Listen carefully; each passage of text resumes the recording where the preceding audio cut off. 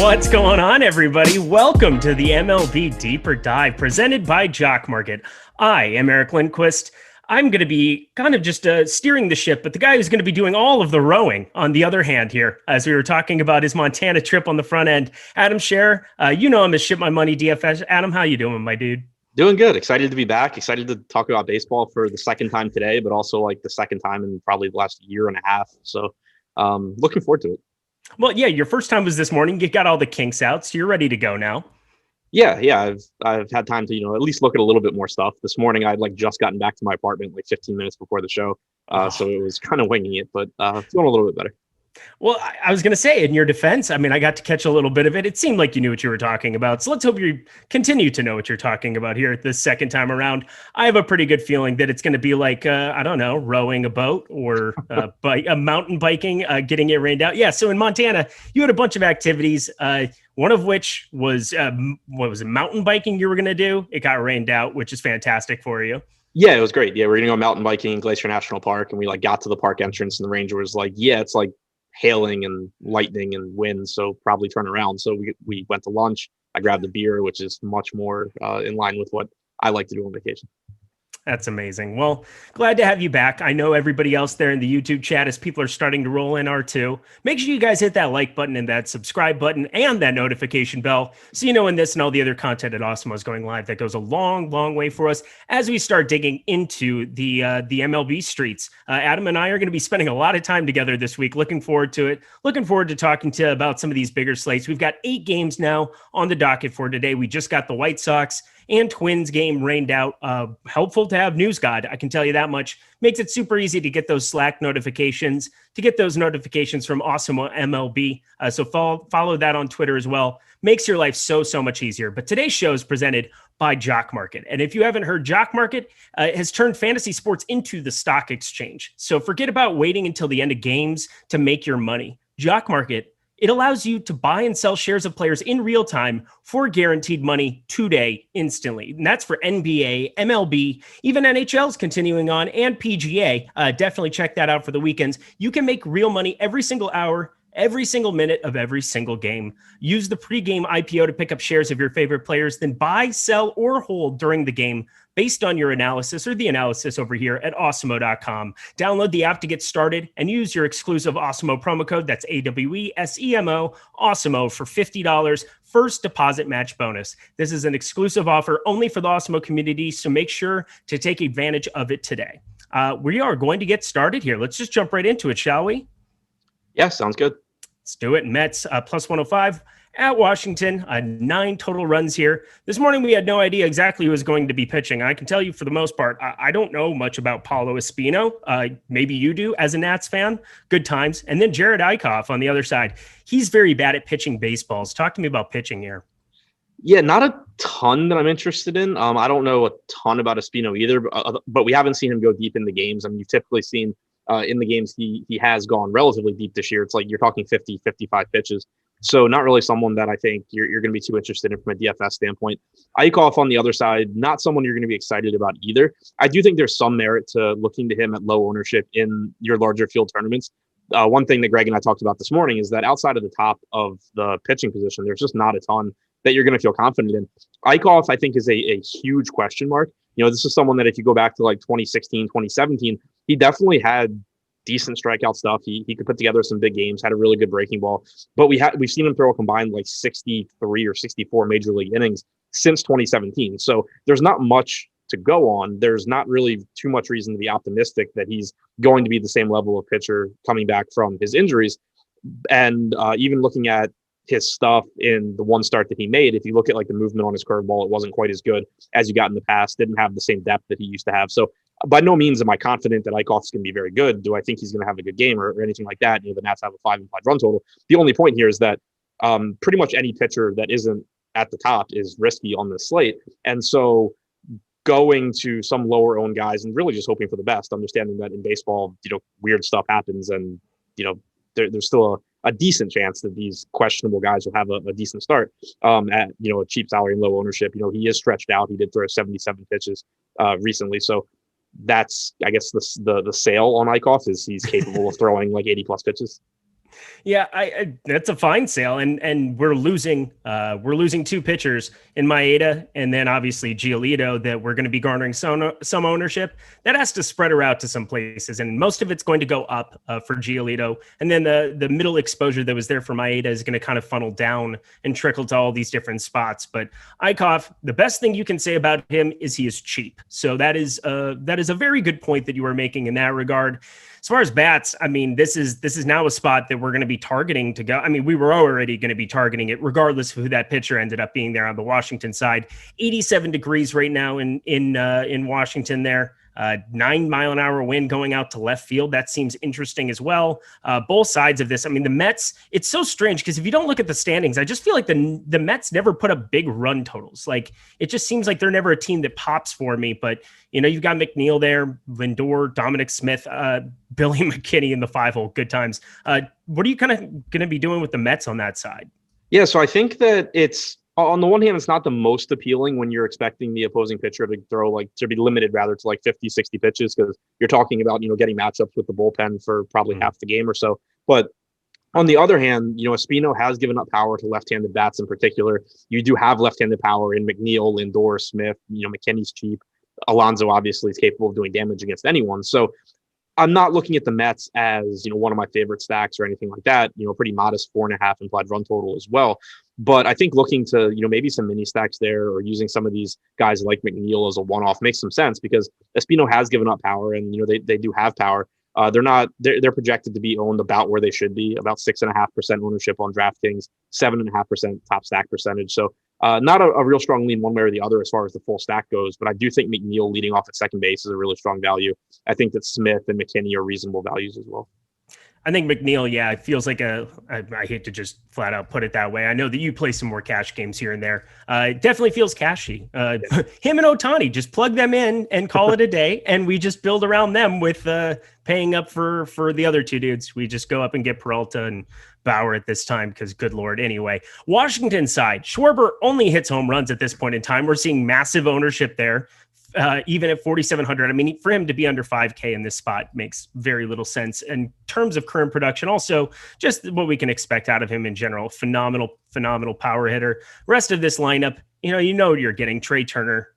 It's been kind of a down year for him, but he's just fine by me. Juan Soto, kind of the same thing there. Josh Bell, we know, has the power. I don't know how I feel about the back half of the lineup. Has Gerardo Parra been there the entire season, by the way, or is this the first time he showed up? I actually have no idea. I was kind of wondering the same thing when I saw that.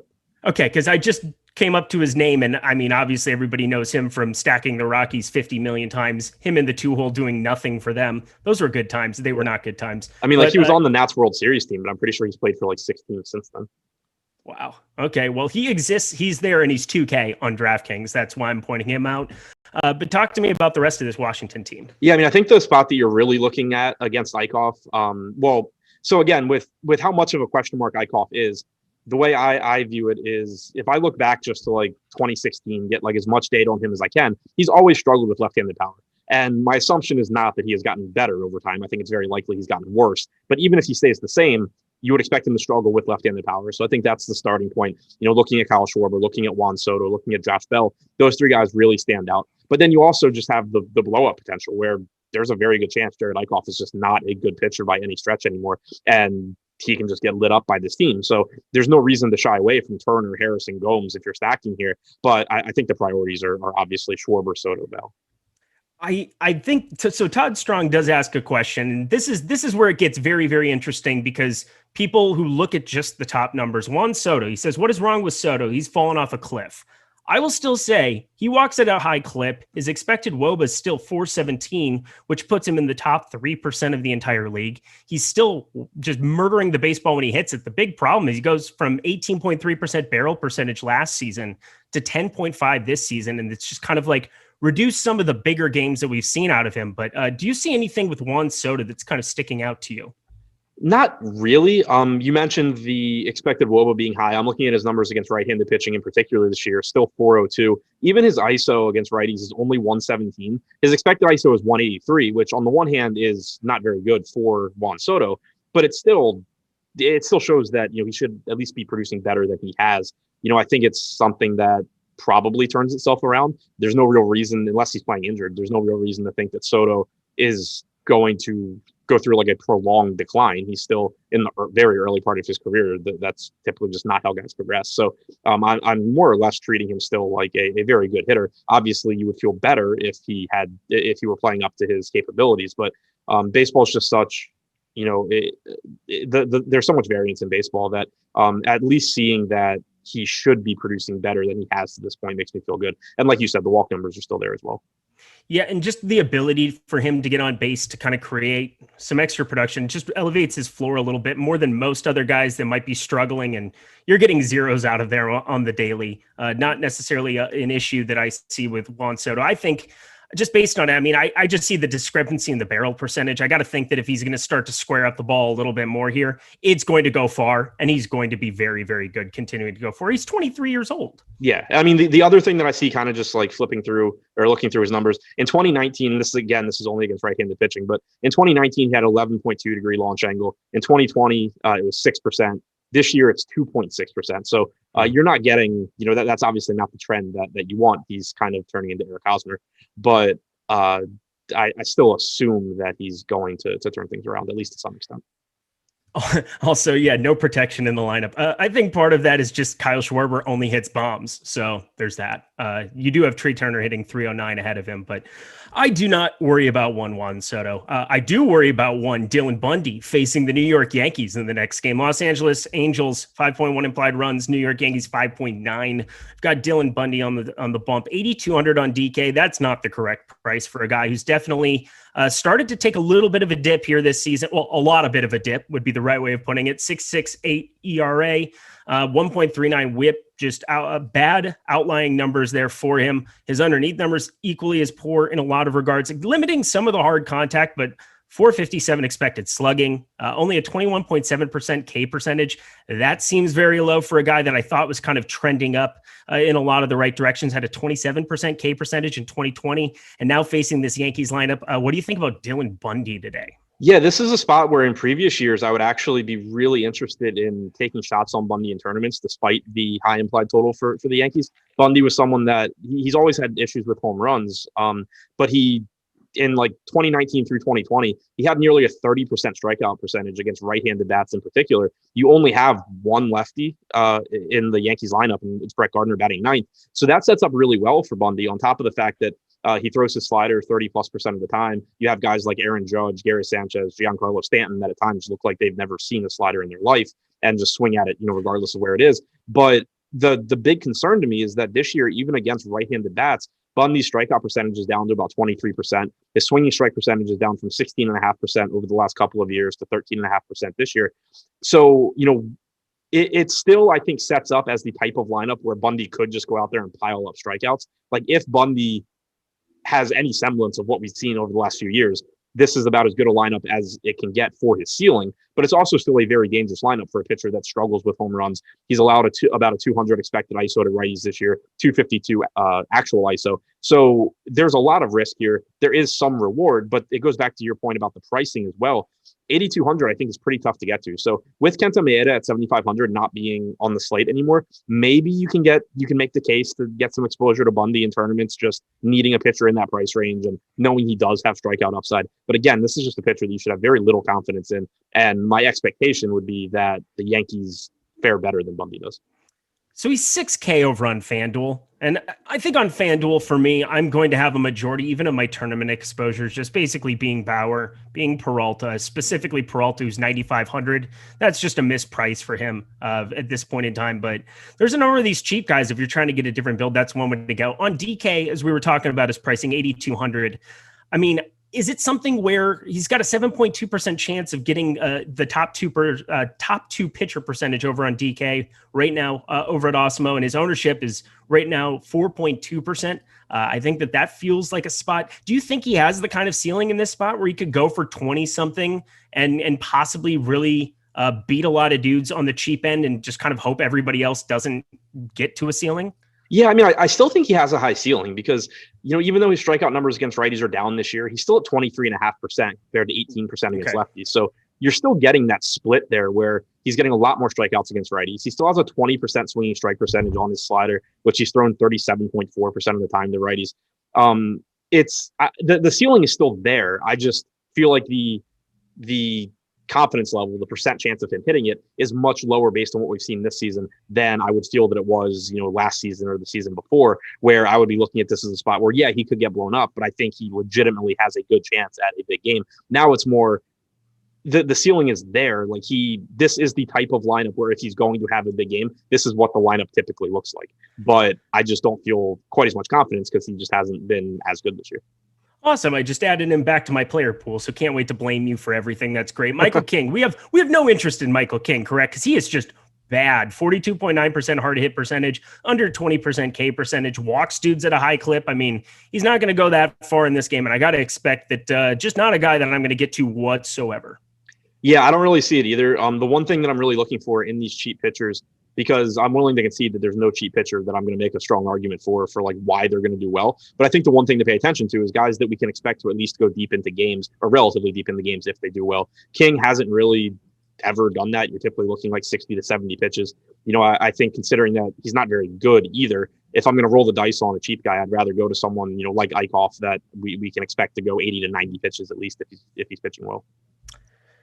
Oh, man. Yeah, that's not going to be a spot for me. This other side, as I alluded to, I mean, what is up with this Shohei Ohtani price? He's 5,700 yesterday in Tropicana, goes double, triple homer, completely destroys the slate as a one-off. Actually, Terry made the great note that it's like on a slate where Shohei Ohtani is projected to be like 2% owned. You've got to have more than that as a one-off. Ended up boosting him up there. That was nice. That was the only thing I think that saved me from complete disaster yesterday. But otherwise, I mean, this is going to be one of the more popular hitters on this slate, and I think rightfully so, just because that price is so ridiculous to see him at 5K at this point in time. But what are you seeing from this Angels lineup?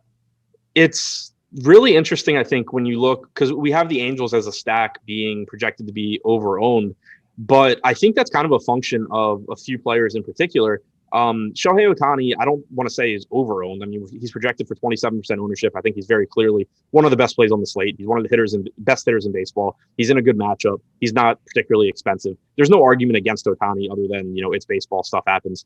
But we're not getting crazy ownership on him at, 27%, I think is fine. Jared Walsh getting some ownership at about 15%. He's another guy from the left side that does have big power for the Angels that I think is someone that if you are stacking Angels, you would want to be getting a lot of. The one spot that Greg and I talked about, and I still agree with here, if you're talking tournaments, Luis Rengifo is a great value because he's 2K flat.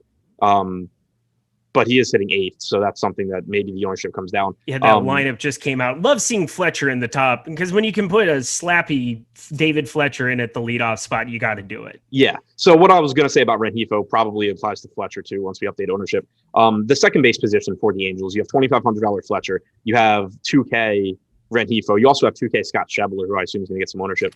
The point I was going to make, especially if we're talking about Fletcher or Rengifo, is neither of those guys have a lot of power. So they're guys that you would look to in cash, especially Fletcher hitting at the top of the lineup. But they're very unlikely to have the type of game that sinks you in tournaments. Like if they get 8 fantasy points, that's good for their salary, but you can find that a million other ways. Whereas guys like Walsh and Ohtani, you're getting that ownership, but they're likely, or as likely as pretty much anyone, to have big games in terms of just putting up 20 fantasy points or something like that. Scott Schebler at 2K, I think is a little bit different than Rengifo and Fletcher as well, because he does have big power. So he's another guy where I expect that once we update ownership, he gets a good amount, but he's a little bit scarier fade as well. So the overall point is just you can still stack this Angels team if you pay attention to who is in that line, who is in your stack, because there's a few guys that are driving so much of the ownership. If you just skip over one or two of the popular guys that aren't really good hitters, but are good point per dollar values, and just roster, go elsewhere in the lineup, you still can get this team at relatively low ownership individually, even though as a stack, they're projected for a ton. Yeah, like maybe not playing a 6-hole Scott Schebler at min salary at 2K, where earlier in this season, he was 4 for 27 with 11 strikeouts with a 128, 228, 229 slash line. I'm going to say that that's not very good. That's probably why he was optioned off, but they selected his contract.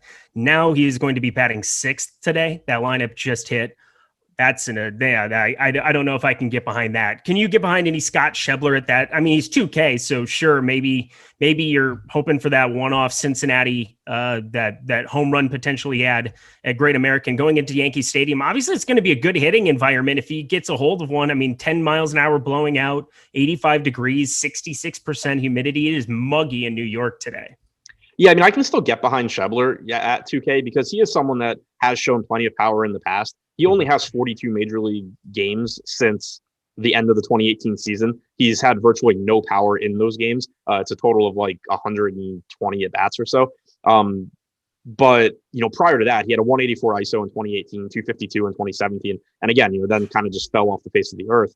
If he were not 2K, I'd be less inclined. But to what you're saying too, he is still in that mix where he's probably going to get a lot of ownership because of that price tag and because he's just going to show up in optimized lineups. So again, like I would rather, if I'm looking at the guys projected for a lot of ownership on the Angels, I'm much more interested in getting away from someone like Scott Schebler than I am in saying, oh, I'm going to stack the Angels without Ohtani because he's popular, or oh, I'm going to stack the Angels without Jared Walsh, because then you're just kind of like, okay, well, you're just taking like the only actual good pieces of this lineup and throwing them away so that you can get to more Max Stassi and Scott Schebler and those guys. So I would say the cheap guys on the Angels that are going to get ownership are better fades in tournaments if you're stacking the Angels than Walsh and Ohtani. And then the Yankees side of it, obviously we know the potential, the power potential that exists at the top half of this lineup. Stanton, Judge, Sanchez, LeMahieu. Right now, looking over at the top stacks tool, they're going under-owned, which very much surprises me in this spot. I don't know if people aren't going to be rostering Bundy, why wouldn't you have more Yankees in this spot? But right now, 10% top stack percentage, 6.6% ownership share. I think part of that maybe just has to do with the pricing that you have on some of those top end dudes, with Stanton sitting at 5,900 over on DK, Judge at 5,300. You've got these cheap pieces though on the back half of the lineup. They've been somewhat ineffective, but what are you planning to do with the Yankees? Yeah, I think that it's really interesting that you're not getting much ownership going to them or Bundy, because this just is such a boomer bust spot. You have a guy that has good to very good, depending on the year, strikeout stuff in Bundy against a team that strikes out a lot and hits a bunch of home runs, and a pitcher in Bundy that gives up a ton of power. It seems like there's a pretty good chance that one side of this is very, very useful tonight. I'm guessing that the ownership's relatively low on the Yankees just because of Houston and the spot that they're in against Thomas Eshelman, which makes sense. But, again, it's baseball and there's just a lot of variance. So it is a spot that I think is interesting to attack. If Bundy is hanging his slider, the thing here is like, if Bundy's slider is good, he can definitely carve up this lineup. But if he's hanging his sliders, it doesn't matter. Stanton's going to hit it a mile. Judge is going to hit it a mile. They're not going to swing and miss through sliders that are spinning in the middle of the plate. They're going to swing and miss if he's able to locate, which he hasn't really been able to so far this year. He's given up power on that pitch. So I think that, again, it's just a really big boomer bust spot.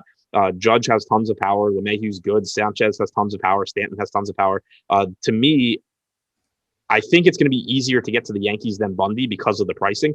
But either way, like I think that, again, there's just a very good chance that either Bundy has a very good game or the Yankees have a very good game. It would be kind of surprising if Bundy gets like singled to death and neither team does well.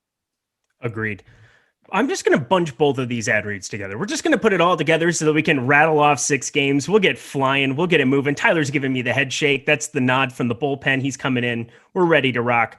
I just want to let you guys know about the fact that right now, if you are new to Osmo Plus, we can get an Osmo Plus weekly pass for $29.95. It is a phenomenal deal that gets you full access to all the premium content that we have over here at Awesemo.com, including player projections, ownership projections, our premium Slack channel, lineup builder, and more. If you want to get a sneak peek behind it, we've got MLB main slate ownership projections that are completely free today. So definitely upload those. But check out on your screen right now. For new members right now, get 25% off of your first week of Awesemo Plus Platinum using that promo code, Awesemo Deeper Dive. So MLB Deeper Dive, all caps, one word, MLB Deeper Dive for 25% off of that first week. Then also, in case I don't even know if Adam's checked this out, have you seen the new tool that we have over at Awesemo.com that's the player props tool? I have not. So we have a player props tool now for strikeouts and for home runs. And I will say there are a couple of things that really stick out using this tool. First of all, it's phenomenal if sports betting is legalized in your state to be able to take these projections and plug them in, just like we were able to for the NBA props tool, which I can tell you was profitable beyond all comprehension. I think we're seeing the same thing with these top pitcher numbers Like, we're seeing so many of these unders repeatedly hit. So make sure that you're heading over and taking a look at that MLB player props tool. We have strikeouts. We have probabilities of hitting home runs plugged in directly on the page. I will say Michael King under 4.5, sitting at the top of the board with a 43% expected ROI. A definite thing that you need to be checking out and putting into your process. I will say also that it's good to know, if you look over at the home runs, I mean, hitting a home run is a very outlier event compared to what most people think. If you go expected win and you group it by yes, I mean, some of these yeses just do not show up at a high frequency. I mean, everybody's hitting, underneath 1 out of every 5 at bats. That's kind of the number of what you're seeing for it, or 1 out of every 5, in the terms of a game, 1 of every 4 games. If you have 162 games and you hit a homer 1 every 4 times, you've hit 40 homers for the season. Pretty easy baseline math. And being able to kind of figure out where guys have certain spots, knowing the expected ROI you have on those, can be largely beneficial if you're betting those or parlaying them together, so that you can do like some of those massive screenshots that people keep sending where they put $10 in and they win 65K, which would be a lot of fun, but difficult to pull off. Anywho, check that out. It's fantastic. Let's go over to 2 pitchers that I cannot believe I'm about to say that I have a crazy amount of interest in today. We're looking at the Detroit Tigers and the Cleveland Indians, plus 138, 9.5 implied runs here, or 9.5 run total, One side of it, Matt Manning, I am going to have way more than the field currently does. He's right now coming in with 5.1% a chance of being a top 2 pitcher on the slate, under 3% ownership. And I know it looks gross, but you see basically 25% K percentage that he's had in his 7 previous starts in AAA. Hasn't been racking him up, only 4 strikeouts in his first 2 big league starts. Still got beyond 5 innings. But what are you planning to do with Matt Manning today? Yeah, so he's someone I was definitely interested in this morning, and crunching some lineups before the show. I wasn't getting to a lot, but that's something that I'm a little bit disappointed in. I'm hoping that between now and lock, I'm able to get to more, because again, I'm not confident in him. The Indians have, an implied run total well over 5. He's really struggled in his couple of major league starts. But not only is he one of the cheap pitchers that is stretched out, which, I said earlier, I think is the most important thing if you're going to gamble on these guys. He's actually got the pedigree, and there's a lot of uncertainty here. I mean, when you talk about these other pitchers, when you talk about Eichhoff, yeah, he was decent 5-6 years ago.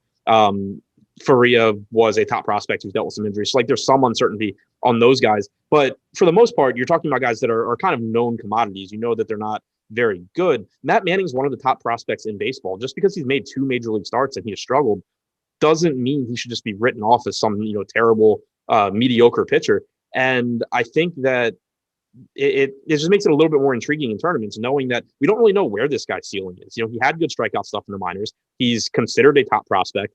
I think maybe we're just kind of writing him off a little bit too much because, yeah, the matchup's not great against Cleveland, and he hasn't been very good in his couple of major league starts, especially from a strikeout perspective. But he's not priced like you need him to do really well. He's not getting much ownership, which, so the reward if he does well is really nice. I think he's a good tournament play. Again, I don't really know if I'll end up with him or not because I haven't finished making my lineups, but I'm hoping that I do, because I think in theory, at least, he makes a lot of sense in what you're looking for on kind of a dice roll, just cheap pitching option in large field tournaments. And 22.8% K percentage does not look good up against righties for Cleveland here this season. It's not a great spot to be racking up strikeouts, but an 87 WRC plus. They're just not very good against right-handed pitching in general. We know that there's a couple spots within this lineup he's just kind of got to get through. I think he's kind of flip-flopped in the majors. He's just kind of been getting by here. He did have a 4.37 xFIP in AAA. So if I'm going to bring up the good part of it with the 25% strikeout rate, I got to at least bring up that he was basically getting shelled there too in AAA. And so I don't really know which side of it to fall on, but that uncertainty makes me really, really interested at getting to a low-owned pitcher that I just don't think people are really analyzing the right way if he's going to be this low-owned on this kind of a slate. Yeah, I mean, to me, when you talk about large field tournaments, it's just when you have a pitcher like this, it's almost like all the risk is taken out of it because, yeah, he could have a disappointing start, but he's not expensive. He does have the pedigree to be really good. He was good in the minors. He was the 9th overall pick in 2016. Everything looks really good for him as far as that goes. And there's nobody rostering him. So it's just kind of to me, the reward really outweighs the risk, even though, again, there's risk in the sense of he's very likely to just tank whatever lineups he's in, but risk in the sense of, as long as you're playing within your bankroll and playing tournaments that you should be playing, taking, if you're able to consistently take shots on very low owned pitchers that have the amount of talent that Matt Manning has at a cheap price point, you're going to make money on that decision, even if it doesn't necessarily happen with Manning tonight. Oh, yeah. Well, thank you for solidifying that too. So we're on the same page there. 8.1% chance, a top 2 pitcher percentage for one Eli Morgan in this spot on the other side. Cleveland, 6,200 over on DK. The ownership's there, though, 22.3% owned right now. I could see that being up. I think people feel very comfortable targeting Detroit as opposed to targeting Cleveland, even though, I mean, obviously, if you take the strikeouts out of it, which is a stupid thing to say because, of course, we're factoring in strikeouts, but just looking at the K percentage, Detroit, 26.4% K percentage. I just don't know if the ownership disparity between him and Manning is justified at this point in time, especially for a guy, if you just want to talk about his surface stats, 10.32 ERA through 3 games in the big leagues, 15 Ks, 1.68 whip, nothing very appealing here besides the fact that I think he has potential to possibly rack up strikeouts against this Detroit team. Yeah, it's really interesting when you compare him to Manning, because I don't think there's really any question that the matchup for Eli Morgan is better. But there's also no question that Matt Manning is the more talented pitcher. Mm-hmm. Eli Morgan has a very good changeup, and that's about the extent of good things that you can say. The guy throws 90 miles an hour. He relies on locating well and getting swings and misses on that changeup. He certainly can against the Tigers, and I think he's a good value option as an SP2 at only 6,200. But you mentioned the ownership, and it just, to me, it strikes me as a situation where people just don't give enough credit to how much volatility there is in baseball. It's not as easy as just looking at the Tigers and saying this pitcher will do well, even though he's a very questionable pitcher in terms of talent. And this pitcher will do poorly because his matchup is a little bit worse, even though he's a superior pitcher in terms of what he throws. It's just not that cut and dry. The other thing that I will say that I think works in Eli Morgan's favor, and it makes me like him, even though he is getting some ownership, is that the Tigers are also getting ownership. So at least you are still getting some reward. Like on the one hand, if Eli Morgan's getting 15% ownership and he does well, you're still competing with a pretty large percentage of the field, but it is taking out a lot of those Tigers teams that people are using to jam in Bauer and Peralta. So, I do think that is something that's nice, is that, his opponent is getting ownership. So you do benefit in that regard. I'm very surprised by Detroit's ownership today. I mean, and I know that people want to get up for both pitchers. You can have lineups with Bauer and Peralta, and that gives you that false sense of security. But you got to put up points with your bats. You've got a lot more batters slots than you do pitcher slots. I will let that be known as well. Is there some way, like, are you playing tournaments? You're playing cash today, Adam? I'm playing both. I'll probably regret tournaments pretty quickly, but first day back from vacation, decided to just fire it. Everything. Oh yeah, no, you are max regged everywhere. I have a feeling it's a good feeling. I was just going to ask you, if you're making 150 lineups, how would you start piecing together your exposure for Morgan and Manning, 2 guys that I think I'm going to have a lot of in large field stuff? I would expect that I'm going to get, and I haven't gotten all the way through like my process yet before the show, but I expect that I probably end up around the field, or maybe a little bit over. If Morgan's 15%, I can see where I get, like a little bit more than that. Manning, I am hoping I get over the field, because in theory, I think it's a spot where you should be over the field. But I think that I wouldn't be surprised at all if my aggregate ownership between the two is just a lot higher than the field, because it's going to let me get exposure to these top offenses. And then the other thing with Matt Manning, more so than with Morgan, when you talk about a team, we haven't gotten them yet, but Houston, for example, in obviously a very good spot against the Orioles. One way that you can differentiate is by using the cheap pitcher that not everyone is using. Like, you're just going to get so many stacks where it's Houston plus Eli Morgan plus one of the top tier guys. If you go either like Morgan, Manning together, which might not be necessary with how much value is on this slate hitting wise, but even just Manning over Morgan or Eichhoff over Morgan or something like that, that's where I think those very, very questionable pitchers come into play from a roster construction standpoint, and why I think that I could see where I'm just overweight on all of the cheap pitchers, basically. So from Detroit, I'm going to have a couple lineups. I'm going to probably make sure that any one of those are just forcing the ceilings of these pitchers, and I'm going to be going for Peralta, Bauer. But I think that's what most people are going to be doing with their Detroit stack. So it doesn't feel super appealing. I definitely won't be over the field or even close to the field at 10% of them. And then Cleveland side, I think, is more appealing to me at the same time that I think I'm going to be forcing some Manning in my life. I think I've also got to be forcing myself to get some Cleveland, considering they're pretty flat in terms of top stack percentage, right around 8%, ownership right around 8%. Talk to me about bats here. Yeah, as far as the Tigers go, I think just much more useful for me in cash than in tournaments. In the cash lineup I built before the show, I had 3 guys from Detroit, which makes perfect sense when you look at their pricing. But in tournaments, and I think the big thing you hit on is you're going to get very, very similar builds to everyone else using Detroit stacks. Nobody's looking at Detroit and saying, man, I really like these Tigers. I think they're really good. So I'm going to use them and then not use the two best pitchers on the slate that they let me get to.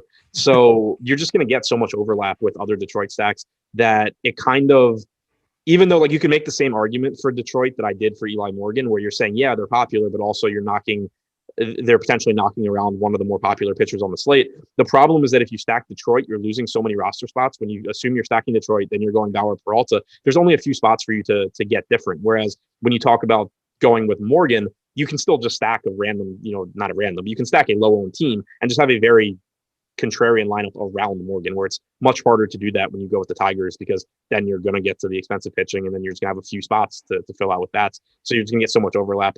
Typically, I end up just not really stacking the value team like Detroit in tournaments. There's other teams that are cheap that still, that have a similar chance of success to the Tigers that I'd rather go to in my Bauer Peralta lineups. In Cleveland, I think we know the known commodities that exist in this lineup. I mean, you can put Jose Ramirez in anything. Ahmed Rosario's been all right hitting the ball decently hard, even though only a 389 expected slugging right now. Not the best thing in the entire world, but anybody from Cleveland that really sticks out to you outside of those guys? Because I'm not getting to much other than just like five mans of this team, and I'm not one-offing a lot of these dudes. Yeah, I mean, I think the one-offs really are Ramirez and Rosario, which of course isn't surprising to anybody. Cleveland as a stack is kind of interesting to me because, like you said, their top stack percentage is about the same as their projected ownership. The thing that just stands out to me kind of at first glance is that I don't think the pricing is super favorable. Like Jose Ramirez is priced up, but then when you look at like Cesar Hernandez, Ahmed Rosario, they're not really at prices that are that good for what they give you. I think Eddie Rosario's salary is fine. Even Bobby Bradley's at 4,900. That's a guy that has plenty of power from the left side, but you're paying for it. And this is a slate where there are a lot of pretty good hitters that you can get for cheap. So it just strikes me as a stack where they're not going to show up in a ton of lineups for me, I don't think, even though they do certainly have upside here. Maybe ownership percentage, I'd start to get more. Gotcha. Well, let's keep it moving. We've got 20 minutes. We've got 5 games. You know what? This is actually so much easier. I know time-wise that it ends up working out because we've done a bunch of 14 gamers here of late last week. So I think we've got more than enough time to fly. But both Adam and I like to talk. My apologies. Adam crushes this thing. NBA, you and Laffy, you guys can cut it close once in a while. Yeah. Yeah, we can cut it close on a 1-game slate. It's a great quality to have. I got to tell you, Kansas City plus 123, Boston, 11 total runs we're looking at here. 5.5 implied team total for Kansas City, 6.4 for Boston. Danny Duffy spinning over there on the left side, Garrett Richards on the other side. I normally like to get to some Danny Duffy. I'm probably not going to be touching Danny Duffy here in Boston.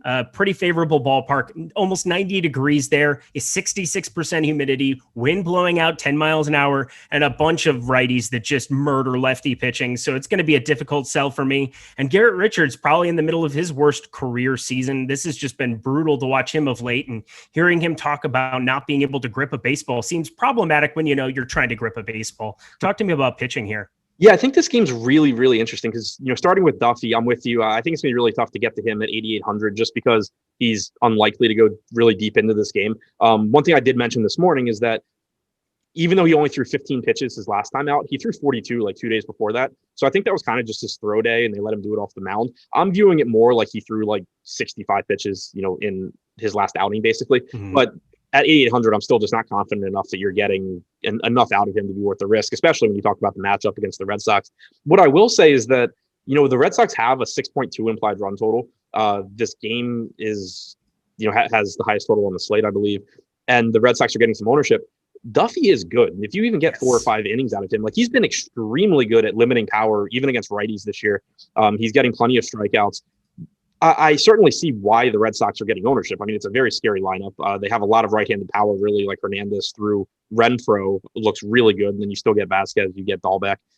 It's a very good lineup. I understand why they're getting ownership. The pricing isn't isn't too expensive either. But I do think maybe they're getting a little bit more than I would like, just given the fact that you are getting a good pitcher in Duffy followed by, probably a bullpen game where you're just getting, one at bat against each pitcher. So I think Kike Hernandez is probably the top second base option in cash games at 3,600 leading off. He's someone I would fully expect to have in my lineup there. I think Bogarts is a very strong cash shortstop, and there's nothing wrong with these guys in tournaments either. But I would just say that to me, it strikes me as a spot where, it's still a very good hitting environment. The upside is still very high, but for a team with a 6+ implied run total, it kind of strikes me as one that's a little bit dicier than you normally get when a team has a total that high. I will say also Danny Duffy, a little bit more of a fly ball pitcher here as well. 17.8 degree launch angle, average launch angle on the season. 24.6% fly ball rate is actually not that high there on that side of it. Just an interesting spot. I think it would normally be a spot where I'd be like, oh, I want to play both sides of it, but you can't really, you're taking such a leap of faith to try to hope that you can get those innings out of Danny Duffy.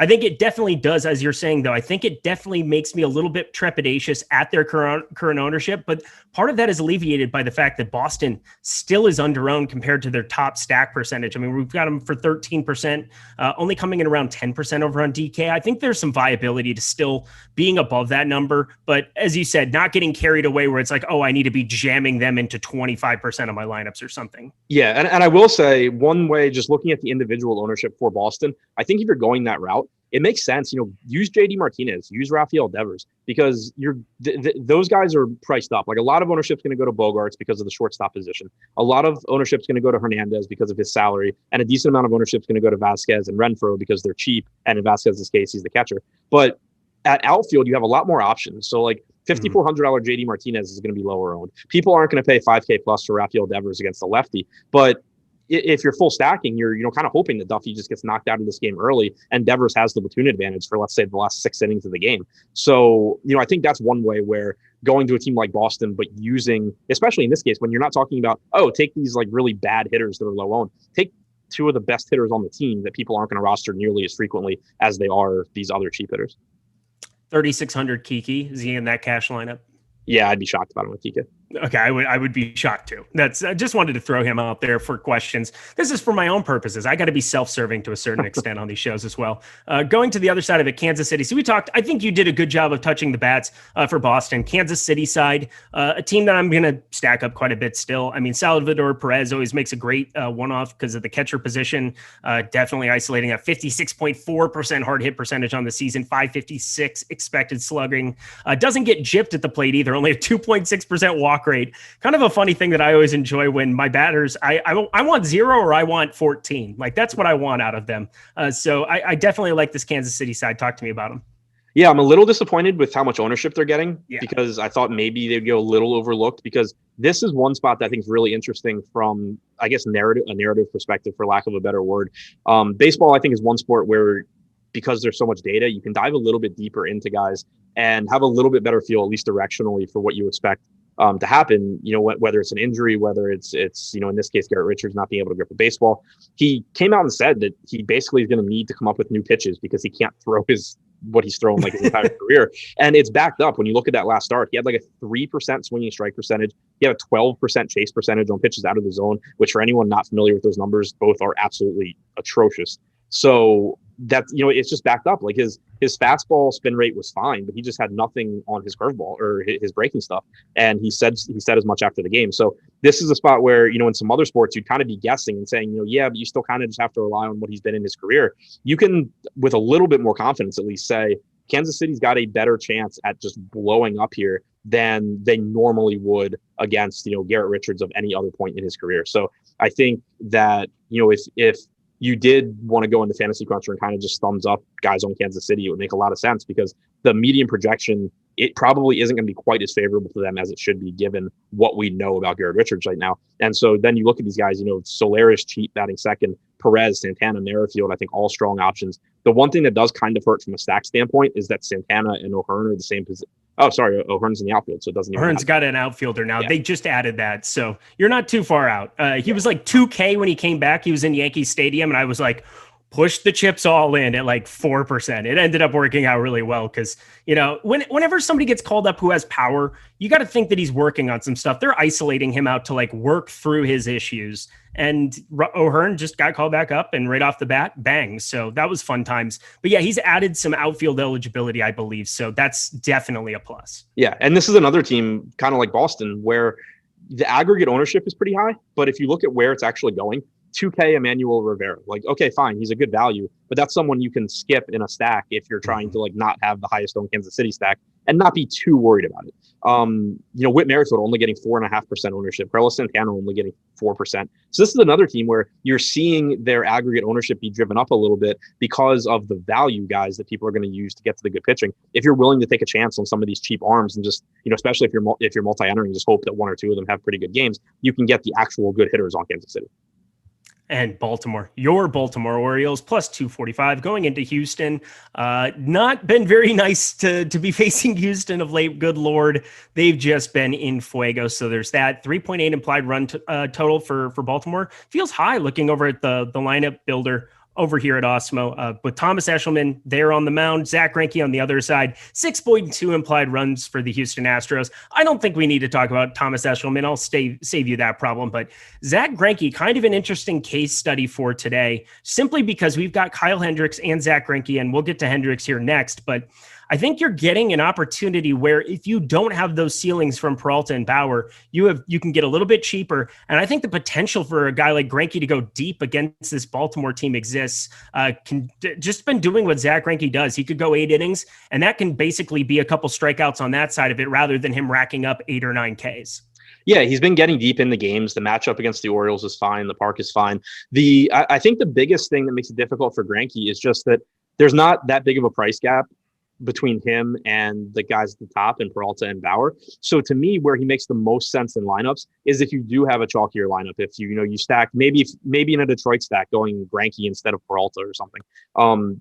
He makes the most sense to me from a lineup construction standpoint. If you do have just like chalkier hitters going to Greinke instead of one of the other top end guys and just hoping that somehow Greinke gets there, even though his strikeout stuff isn't nearly on the same level as Bauer or Peralta. So I think that's the thing that's kind of keeping him out of lineups for me, though, is like I don't really get much by going to that price range. I'm kind of just more comfortable saying if I'm not going Peralta Bauer, I'm gonna just roll the dice on these very questionable cheap guys and just hope that my bats come through and that the pitchers do good enough for their salaries instead of spending a lot of time in the Hendricks and Greinke price range. But I do think it's a good matchup. I do think the fact he gets deep in the games is pretty appealing. So not going to talk anyone off of Greinke, but I do still have a strong preference toward Bauer and Peralta for not that much more.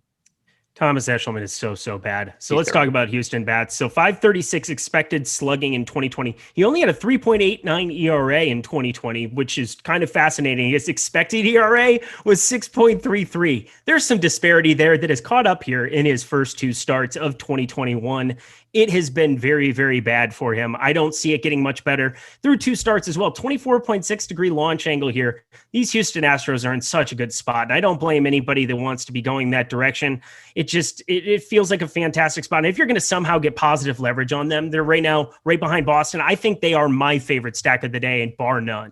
Yeah, I'm right there with you. This is another team that, they're getting some ownership, but right now, at least, we're projecting it to be pretty spread out between them, the Red Sox, the Royals, the Angels, the Tigers, obviously different builds. But the way it looks right now, I think that it still looks really good. Like they're projected to be under owned, and it's not that difficult to just, use a lower owned pitcher, use some lower owned one-offs, finish making a contrarian enough lineup, because I think Thomas Eshelman is one of the probably the worst starting pitcher in baseball, if not the worst. He's one of them. I mean, the guy throws like 85 miles an hour. He relies on command, and he can be very frustrating to stack against when he's on, because you just have this guy throwing 85 miles an hour and locating it exactly where he wants it, and guys popping up and stuff like that. But more often than not, I mean, if he could do that consistently, he wouldn't be bouncing up and down. He'd be able to solidify a spot in the Baltimore Orioles rotation, which he's been unable to do over the last couple of years. So more often than not, you're just going to get Thomas Eshelman lit up here. And the pricing on the Astros really isn't that bad. Alvarez and Altuve priced up, deservedly so, but Michael Brantley's pretty cheap. Kyle Tucker is pretty cheap. And then the bottom of this order with Straw, Garcia, Maldonado, if you want to just, use one value piece to kind of round out your stack so you can get other stuff that you like, I think it's doable. So Houston, I'm with you, just in a great spot here. Anything from Baltimore you want to touch base with? I mean, Ryan Mountcastle's been hitting balls very far. Trey Mancini could one off, but I don't really see it against Greinke here. Yeah, I mean, it's kind of like the top of the Orioles lineup does give you upside, really. Like Mullins, Mancini, Mountcastle, Santander, Hayes. All of these guys have power. There's some speed in there as well. So it's not the worst like mini stack or one-offs at reasonable prices against a pitcher in Greinke that doesn't miss a lot of bats. But there's also just a lot of really good hitting options on the slate. So I wouldn't expect to be prioritizing any of those guys. Austin Hayes in the 2-hole. What are we doing here, Baltimore? What is the did that lineup come out? Oh yeah, it just came out. It is absolute horse shit, like you would expect. Yeah, it's Mullins, Hayes, and then Mancini, Mountcastle. So that's nifty. McKenna, who is okay. Like, is McKenna a guy that you could maybe play out of the middle of nowhere? I mean, 40% hard hit percentage. He's not worse than the other 2 guys on the slate. Yeah, I would agree.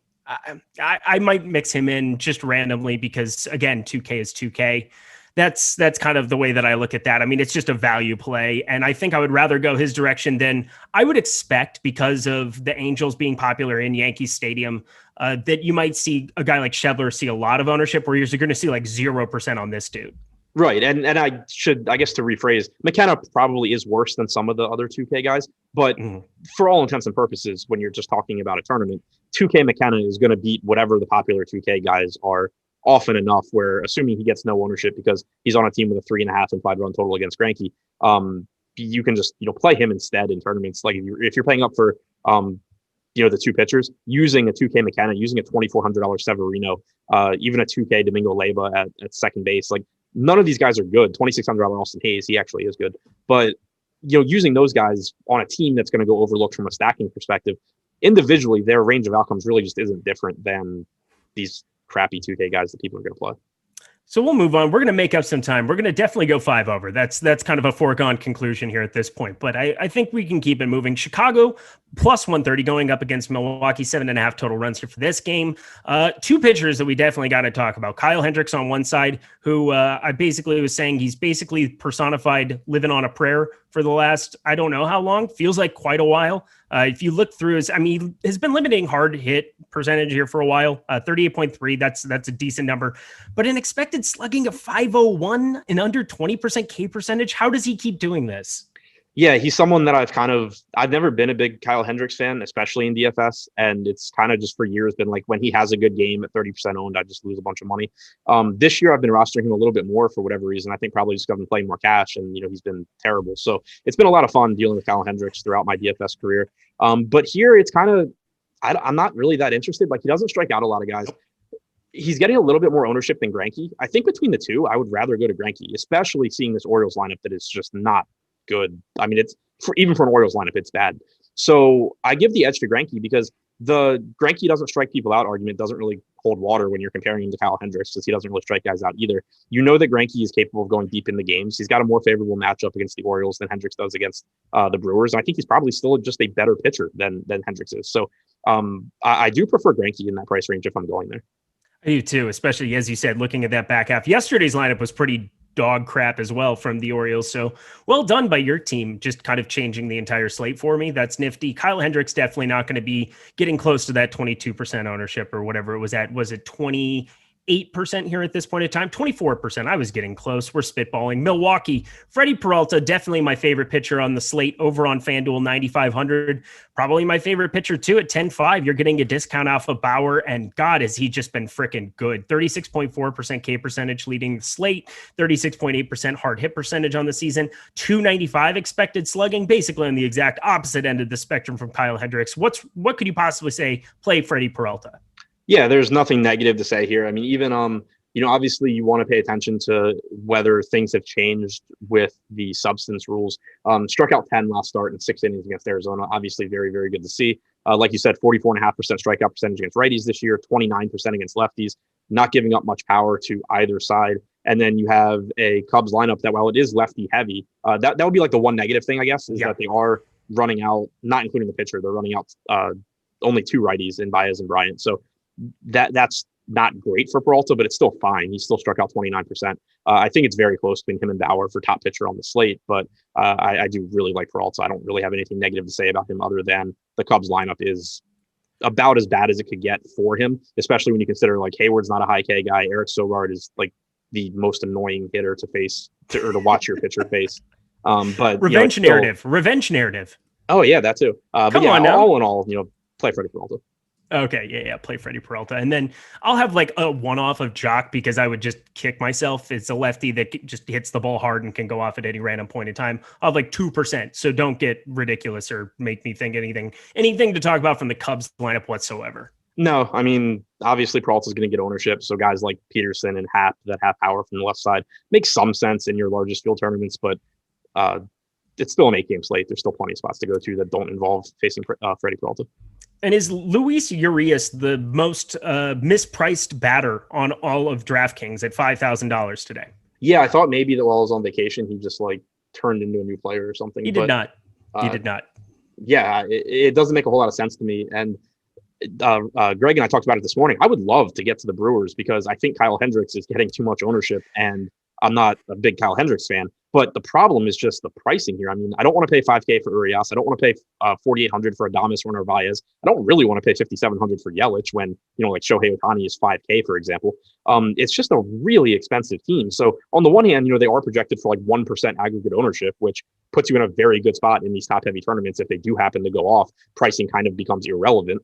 But it's going to be very, very difficult to get to them with how expensive they are. Next up, Arizona plus 143, St. Louis, 9 total runs here for this game, 4.3 implied for Arizona, 5 for St. Louis. Jacob Faria, a guy from Tampa Bay. That's really kind of where I remember him from. Now in Arizona, is not really pitched any innings whatsoever. I don't think he's really viable purely from a pitch count perspective, unless you see something different. And then Wade LeBlanc on the other side. We saw him in Seattle forever. Not my favorite dude to be going for either. I think Arizona might be a sneaky spot to be going to here, but tell me what you see here from the pitching. I'm actually interested in Faria. Oh my God. So he's only 5,500. He hasn't, you mentioned the pitch count, 45 pitches, 14 pitches, 17 pitches in 3 games out of the bullpen with Arizona. He was starting at AAA for the Angels though, before they released him. He went 6 1/3 innings on, I believe, like June 10th. So he's relatively stretched out, I think, for like a $5,500 guy at least. I would expect if he's pitching well that you can get, at least like 70, 80 pitches from him. And he was striking guys out at AAA for the Angels too. So, again, I'm not saying like I expect him to have a good game. Like I think it's the most likely outcome. But this is a guy that when he was with Tampa, he was a highly regarded prospect. Then he dealt with some injuries. I'm not sure why the Angels let him go, but he was striking guys out at AAA. And then, he's come over to the Diamondbacks, and this is his first start with the team. So a lot of uncertainty here, but someone that does at least have some underlying talent. He is cheap. He's not getting much ownership, and he was striking guys out at AAA. So again, on this slate where I like so many expensive bats, and I think that a large percentage of the field is going to be using pretty bad cheap bats to afford the 2 expensive pitchers, I like the idea of just hoping I can get like 15 to 20 fantasy points from Faria and get better bats on it. It's terrifying. I'm clicking. There we are. He's back in the pool too. So I have 2 guys that I get to basically call you out for now. That's a good feeling. Yeah, First show. Yeah, like I think Eichhoff, Faria, Morgan, Manning are just kind of like in that bucket where I'm not expecting a ton out of any of them. 3 of them are getting no ownership or virtually no ownership, and I'll take my chances. All right. Well, and then LeBlanc, do we want to talk about him on the other side? I mean, Arizona's bad, but I'm not playing Wade LeBlanc. No, I'm not playing LeBlanc. I don't expect him to go too deep into this game. But I do think, to your point about Arizona, like if people are going to use the Tigers to be the cheap team that lets them get to Bauer and Peralta, why not go to the Diamondbacks in this spot?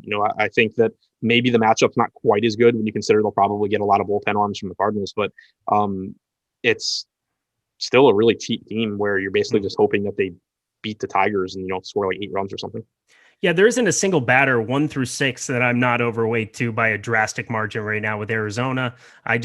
Your point is exactly it. I mean, it's if everybody else is going to go a different direction here, top value percentage, Arizona 16.8%, number 1 on the slate over on the top stacks tool. Definitely sign me up for a little bit of that. Top stack potential 3.8%, but as you said, I'm trying to put in some of those top end pitching. Arizona could not finish up as the top stack. They could finish 2nd or 3rd, and you can still find some ways just by getting to those ceilings of Bauer and Peralta.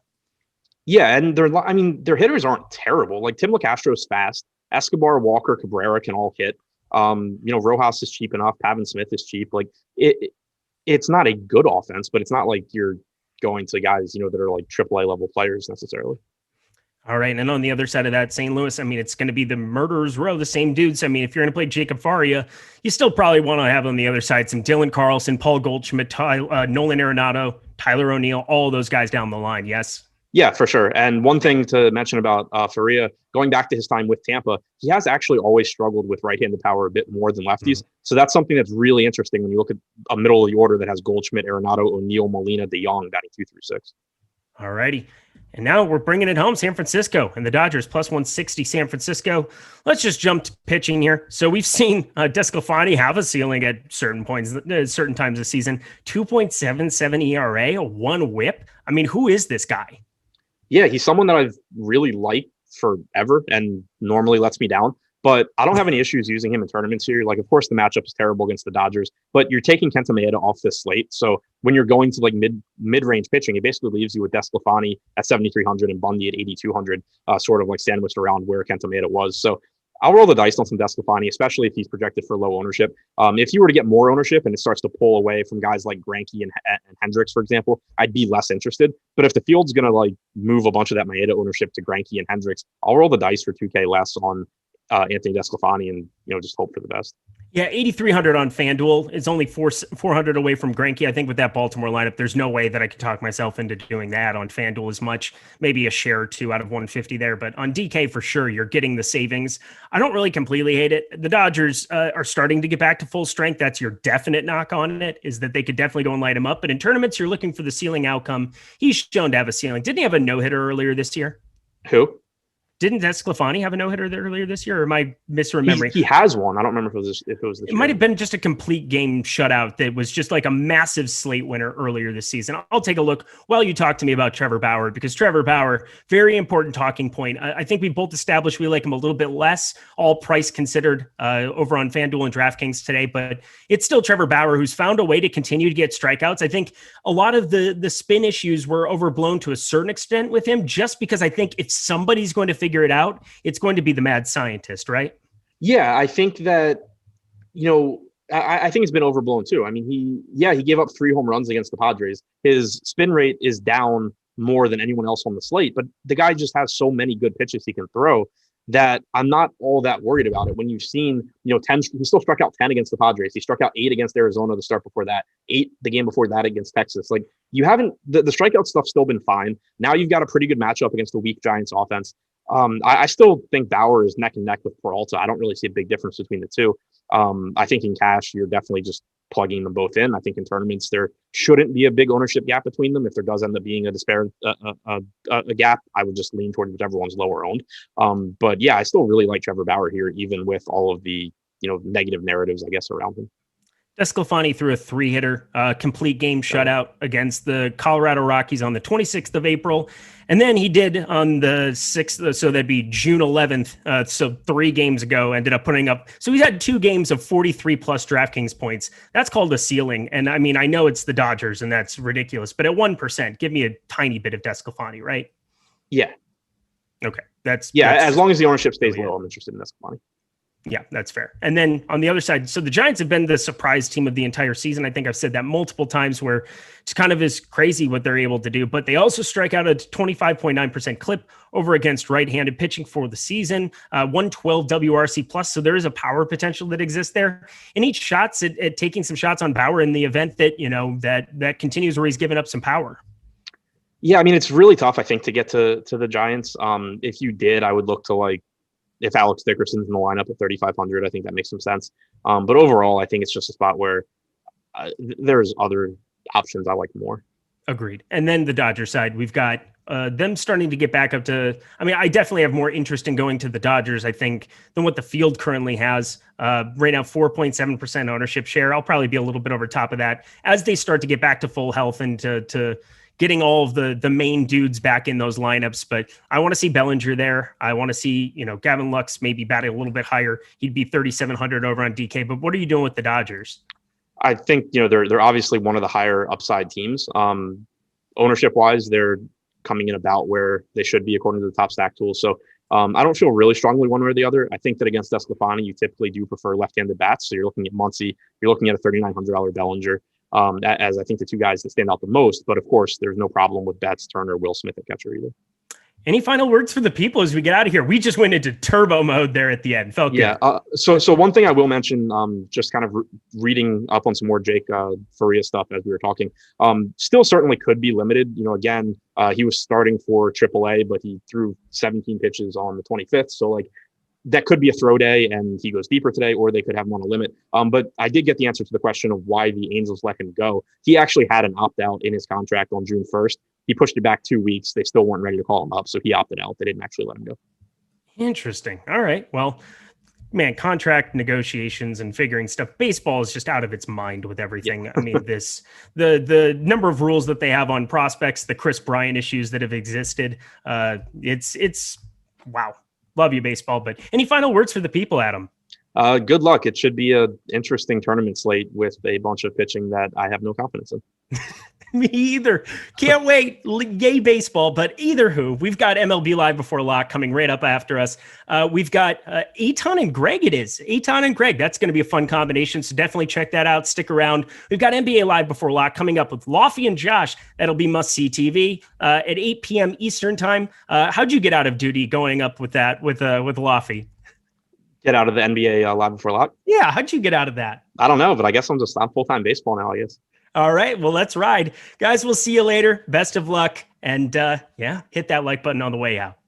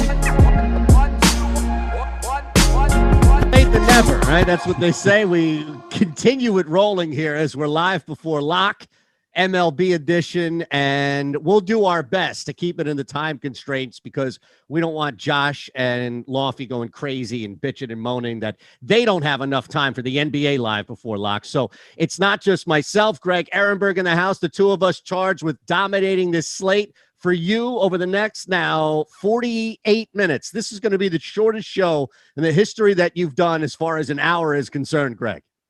I mean, listen, I haven't seen clock manage that bad since Chris Webber was in college. What was that? Eric's like, oh, who could do a baseball show? And now it's like, who goes 10 minutes over their time slot? Never seen that before.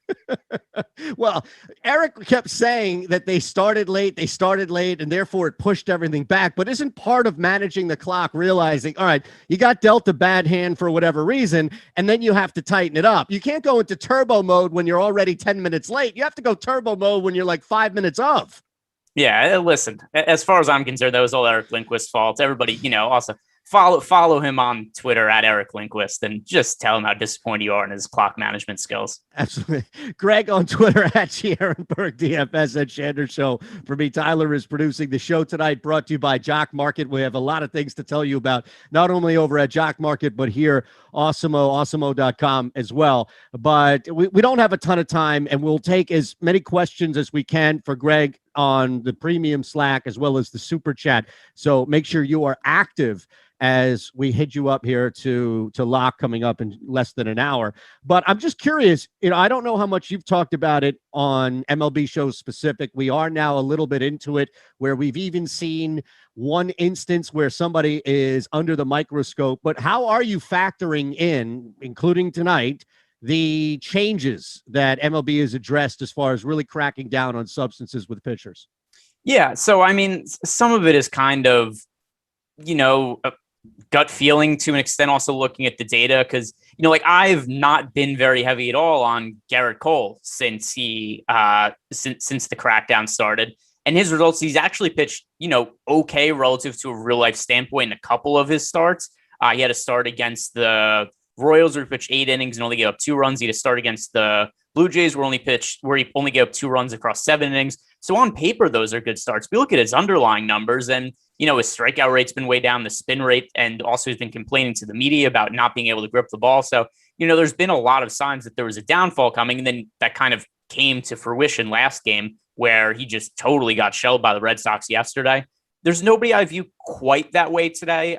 Trevor Bauer is somebody who I would probably be super high on him on this slate if I didn't have some of those concerns. But given some of the other pitching options, I'm still getting to Trevor Bauer in, let's see, what do I currently have exposure to Bauer? I'm just rerunning my lineups as we speak because we just got the Diamondbacks lineup that came out. Yeah, right now I have Trevor Bauer in about 40% of my lineup. So I am underweight to the field on him.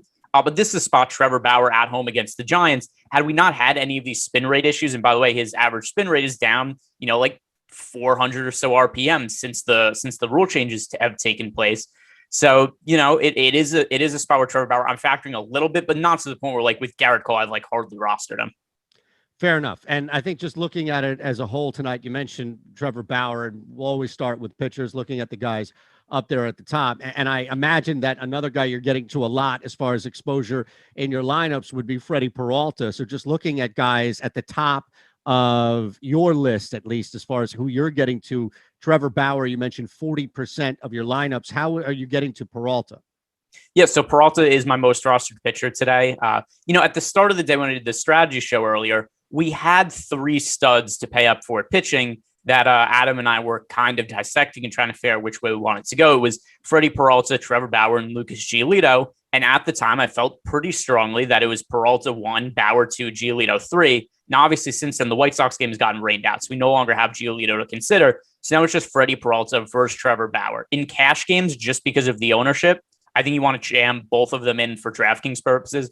On FanDuel, single game slate, we can only roster 1. Freddie Peralta to be the much stronger GPP and cash game play. Number 1, I expect him to score more fantasy points more often than not than Trevor Bauer in these spots tonight, but also on FanDuel, he's a lot cheaper. So Bauer 11,000 on FanDuel compared to 9,500 Freddie Peralta. So Peralta is my overall priority play at pitching right now. He's in about 3/4 of my lineups, but doesn't mean that I'm totally off Bauer. I'm just underweight to him, overweight to Peralta. FanDuel probably more so than DraftKings because you're locked into the one pitcher, Greg. I'm curious, is there a third option that you can see going to, even if it's countering ownership for Bauer or to a lesser extent where you are with Peralta? For cash games, it's Peralta, GPPs, Peralta, Bauer. And then if you want to go cheap, I think the guys that do make sense are Matt Manning and Eli Morgan. Also, though, these guys are a little more relevant for DraftKings, where in a lot of lineups, if you're paying up for offense, you really need the savings as an SP2. FanDuel, it's a little less important, except still, I think relative to the ownership on these guys, Matt Manning at 5,900, picking up less than 1% ownership on FanDuel. Eli Morgan, 6,400, really favorable matchup against the Tigers. He's only picking up 3.5% ownership. According to our top pitchers tool, both of them are going a little bit under-owned. And I think there is a little bit of upside in each of them for different reasons. Eli Morgan, because of the matchup against the Tigers, and then Matt Manning is one of the top pitching prospects in all of baseball. He had really good strikeout results in the minor leagues. So with that in mind, I think Matt Manning is somebody who, if you're playing 1 or 2 lineups, maybe not a high priority, but if you're playing FanDuel and you're playing a bunch of lineups, I'd have in more than 1% of the lineups that the field has him in. Now, on the flip side, it's a little easier, right, especially when you look at the slate. You mentioned one more game has been taken off, so we're minus now to 8. But is there really any other path outside of just paying up for Bauer and Peralta, knowing that it could just be in line with higher ownership? Yeah, I mean, I think that as lower dollar plays with less ownership, Matt Manning and Eli Morgan makes sense. So now on DraftKings, I think the safer play of the two is definitely Eli Morgan, just because of the matchup against the Tigers. The Tigers have one of the worst offense in baseball. The Indians are fairly significant favorites today. So with that in mind, if Eli Morgan makes it through 5 innings, it seems like there's a fairly good chance that he picks up the win bonus.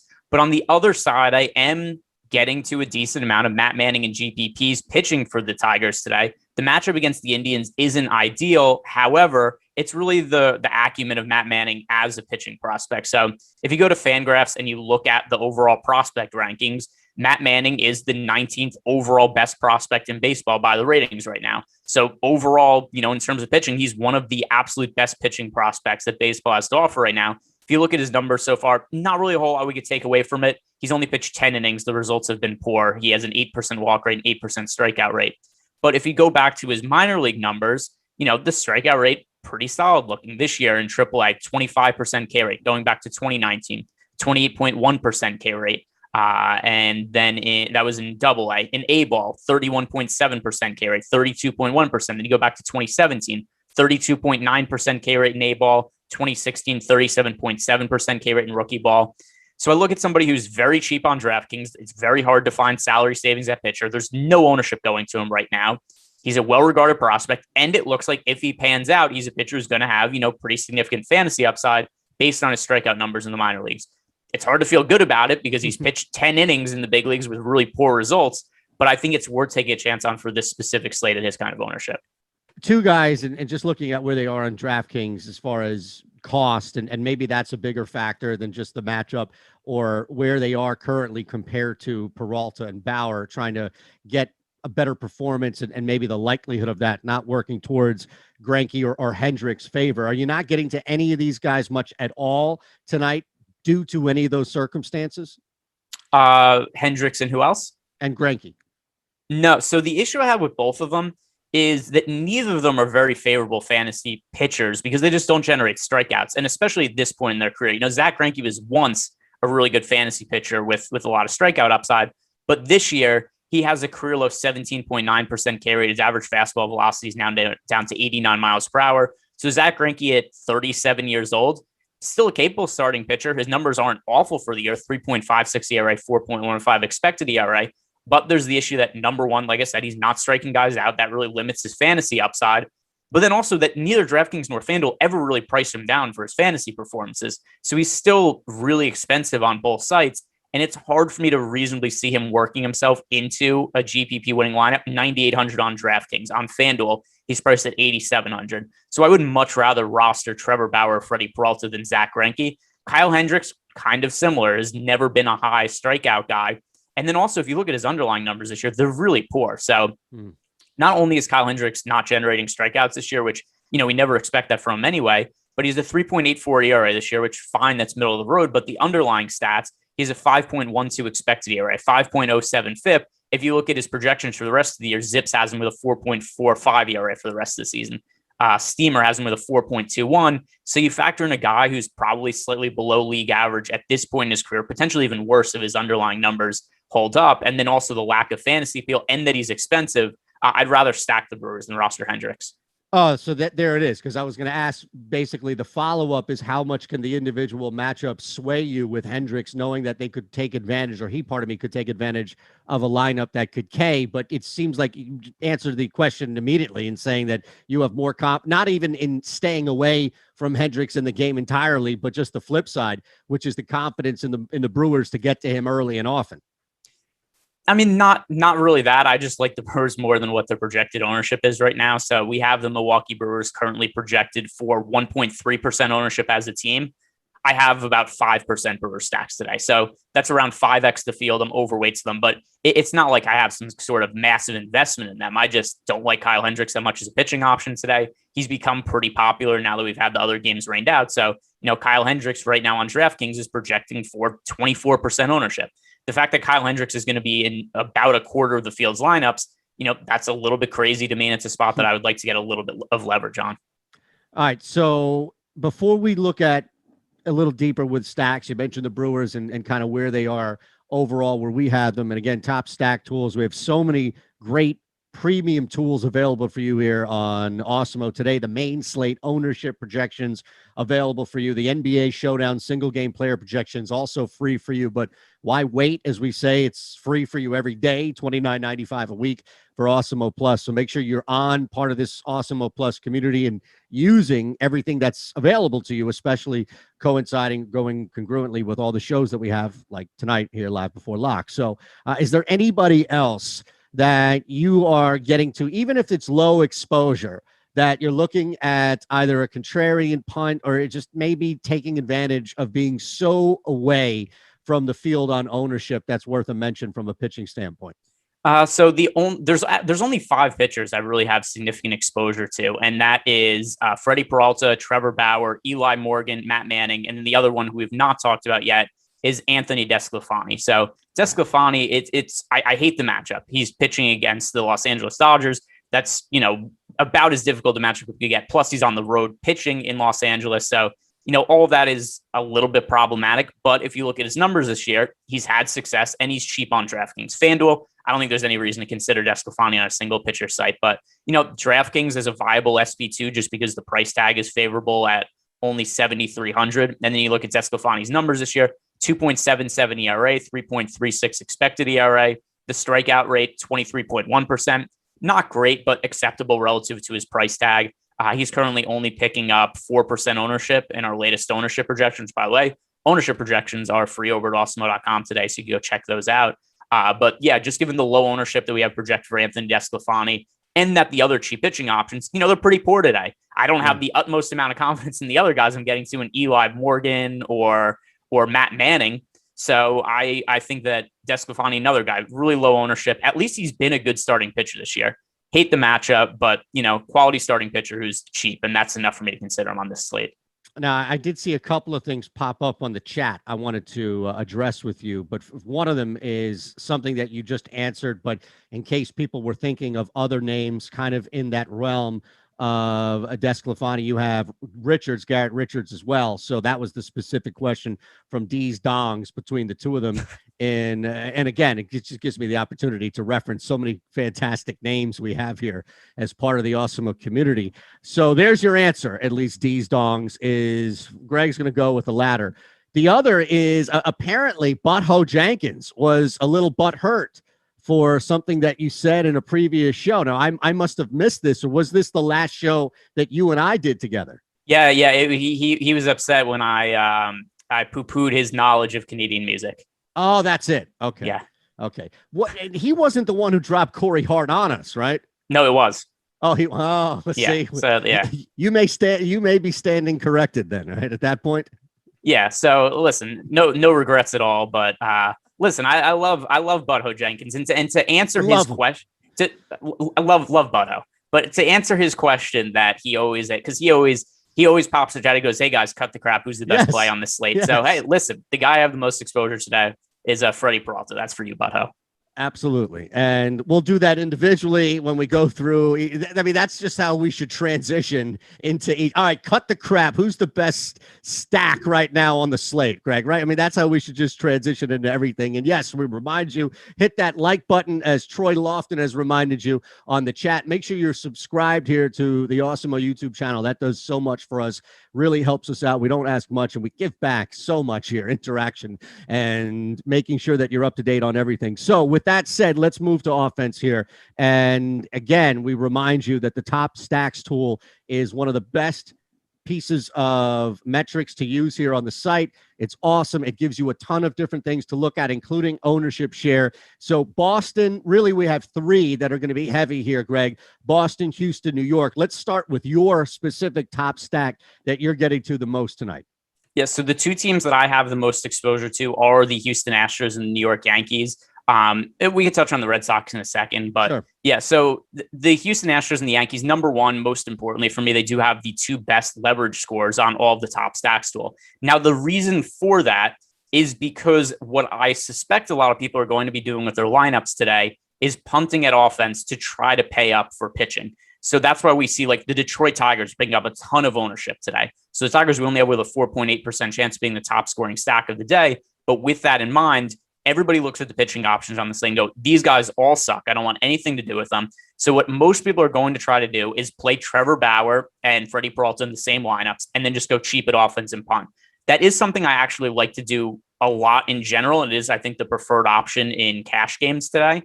However, I'm willing to take a chance on some of these cheaper pitchers that the field isn't willing to take a chance on. And for me, that's the way I'm really differentiating today is I'm paying up at offense more. And then at pitcher, while I do have a lot of exposure to Freddie Peralta and then, Trevor Bauer as well, although not quite as much as the field has, I'm willing to get more expensive at offense and then pair Peralta or my Bauer lineups with somebody like Eli Morgan, Matt Manning, Anthony DeSclafani, and pay up for some more expensive hitters. And that's where I'm really differentiating my lineups from the field today. There's no real strategy behind any lineups you have of not having either Peralta and Bauer in to pay up for offense, right? I mean, you can do both tonight on this slate is pay up for one of the two pitchers and ensure that you have either, right? And still be okay in both of your top stacks. Let me see. I mean, I don't know for sure. I could sort my lineups to see if I have any that don't. The majority of my lineups are going to have one of them, at least on DraftKings. FanDuel is a little different where it's a single pitcher site because, any of my lineups that have Eli Morgan or that have Matt Manning, obviously, just by that aren't going to have Peralta or Bauer. But do you have any lineups that have those two without Bauer or Peralta entirely in there? I mean, just looking at or just off your head, thinking about how much exposure you would have to that strategy tonight.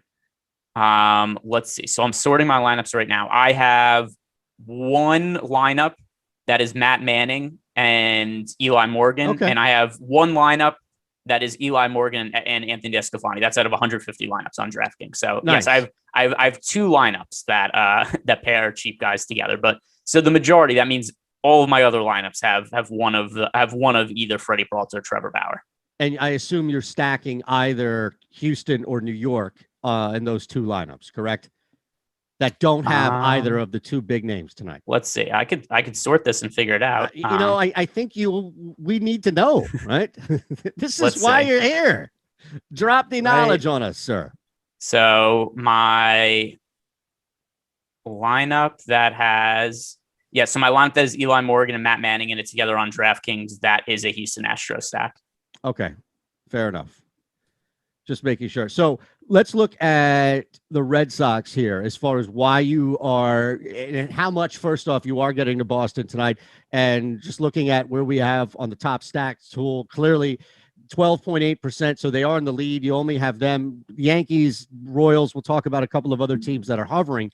But where we have them as far as the percentage of nailing the top stack is clearly the highest, but also, as we can see, Boston, even if it's by a little bit, Boston is going to be the highest owned stack, at least how we have it projected right now. So I don't know if that maybe factors a little bit into it because it looks like both Houston and New York, to your point and credit, are not as heavily owned nearly as maybe four other stacks above them, five if you look at the Yankees. So why is it the Boston Red Sox are below your top two stacks? Yeah, so to me, it's just I think that Danny Duffy is a quality starting pitcher. He's missed a lot of time with injuries this year, and I don't think he's going to work especially deep into the game because the last couple of times out, he's only pitched a total of, I'll bring up the exact pitch counts.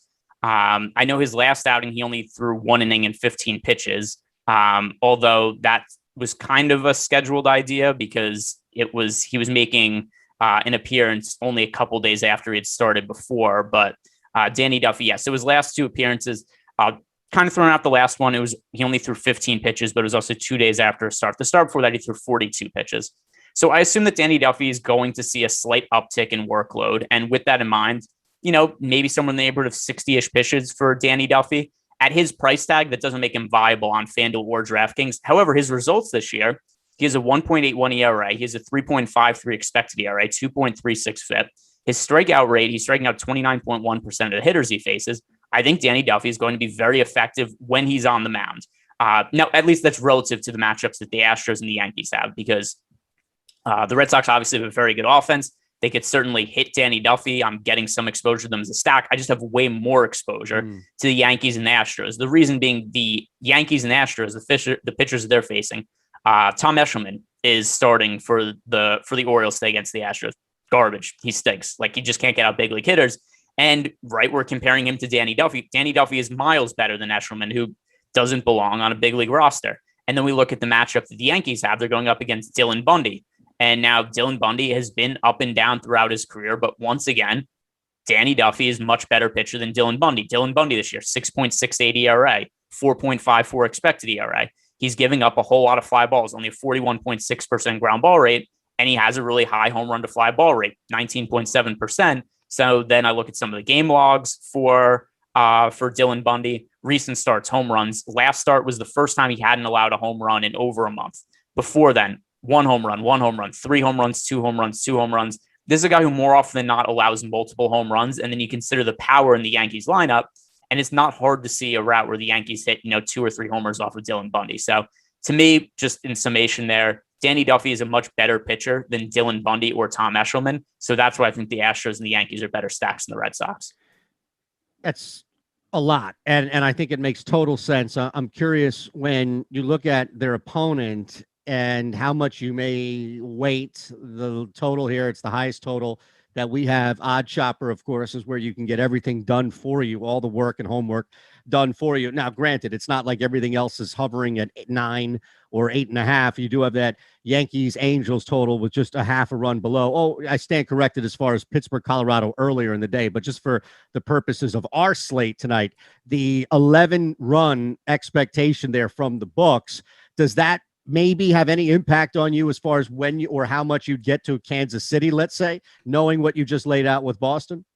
Well, listen, I think with Kansas City, the reason that they're a stack I want to get to for this slate is because Garrett Richards, talking about guys who have struggled with the new rules that involve pitchers not being allowed to use foreign substances anymore. So last game, Garrett Richards, who also, by the way, after the game, he complained to the media that he said he's been a certain pitcher for 9.5 years in his career, and he's not allowed to be that pitcher anymore. So he said that all of his pitches, he has to change grips, he has to change the pitches he throws, he has to change his arm, action. And this is already a guy who's had shoulder injury in his career. He's had an elbow injury in his career. He also tore his ACL running to first base at one point. That's a pretty alarming thing, that somebody has to make all of these changes to their pitching style when they've already had a bunch of injuries. So then last start, he was basically only able to throw a fastball. He threw 11 off-speed pitches. 7 of them were first strikes. Of those 7, he gave up a double and 2 homers. So he was basically only effectively able to throw a fastball. And then, listen, if you only have a fastball and he already wasn't a guy with a great fastball, hitters are just going to tee off on him. So, that is my third most rostered offense today. But we've already covered the heart of my lineups right off the top. It is Yankee stacks, Astros stacks, Royal stacks. Those are my 3 most stacked teams. And I have massive concerns about Garrett Richards going forward and whether he's even going to be a viable big league pitcher, given some of his comments after the game and just the overall lack of success he had without foreign substances on his fingers. Does the ownership at all act? And I know you just mentioned that they're your 3rd highest stack, so probably not, but just kind of in general to specifically tonight, does the heavy ownership give you any concern, or maybe just knock Kansas City down a peg because you're trying to get away from the field, as you've done with Houston and New York, at least? So, I'm overweight to the field on the Royals. There's really only 3 offenses. I'm overweight to the field on the Brewers, but it's all relative because they're only 1% projected on. Like, if you're somebody who plays, 10, 15, 3 lineups, something like that, like the teams that I think you should really heavily be targeting, especially if you don't just want to be spread super thin and want to narrow your focus, I would say you want to stack the Yankees, the Astros, and the Royals. Those are the teams that I think you should be focusing on if you don't play a whole bunch of lineups, because those are the 3 teams I think are in the best spots, both relative to projected odds of success and what their ownership currently is.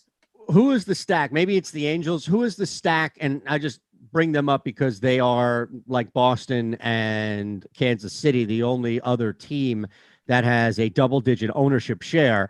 Who is the stack that you think is going to be heavy with the public that you would warn against running with tonight? The Detroit Tigers. And we have the Tigers projected for so much ownership today. And, I laid out before that one of the, and by the way, it's kind of weird also because the field is getting to Eli Morgan at a pretty high clip too, because we're desperate for savings at pitcher. Mm-hmm. But what a lot of the field is doing is they're looking at Eli Morgan and saying like, all right, he's a little bit of a sketchy pitcher. I agree. But the Tigers are a pretty sketchy offense also. We always have these weird situations in baseball where it's the stoppable force versus the movable object. It's the pitcher who can't get anybody out. It's the hitters who can't get hits. And more often than not, those lead to tournament upside because something has to give. The Tigers are cheap. Eli Morgan is cheap. Either Eli Morgan's going to go out and pitch, 6 innings, strike out a few guys and give up 2 or 3 runs. And he's going to score, like 15, 16 DraftKings points. And at his price point, that would be a great result. Or the Tigers are going to go and score, 4 or 5 runs against him. In that case, given the price tag of the Tigers, that would be a really good result for them. And I could see why the field is very heavily getting to the Tigers because they want to pay up for Trevor Bauer and Freddie Peralta. The reason that I am going to be off of the Tigers is just because the field is on them in such a heavy way that I think one of the easiest ways to differentiate, like I said before, my strategy for today is I'm going to be looking to pay up at offense a little bit and then try to mix in some of these cheaper starting pitchers with Freddie Peralta and Trevor Bauer. Is there any mid-range or maybe even, you mentioned Milwaukee, right? So that's the perfect example here. Let's build off of that. Only 1% owned. You're overweight there. But again, it's all relative to where Milwaukee is as far as projected ownership here tonight. Is there another team that maybe you yourself aren't heavy on or even looking at, but you can make a case for like Milwaukee?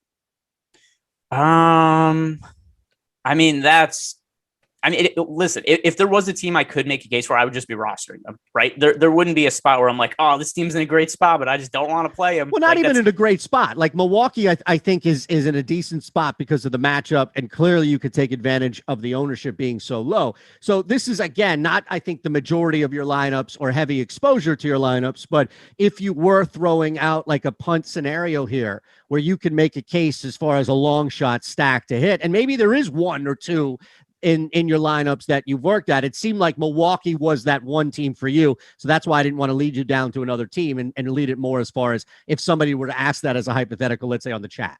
All right. So there's 3 teams that have 1% ownership or less. And it is the Milwaukee Brewers, the Chicago Cubs, because they're going up against Freddie Peralta, and the San Francisco Giants because they're going up against Trevor Bauer.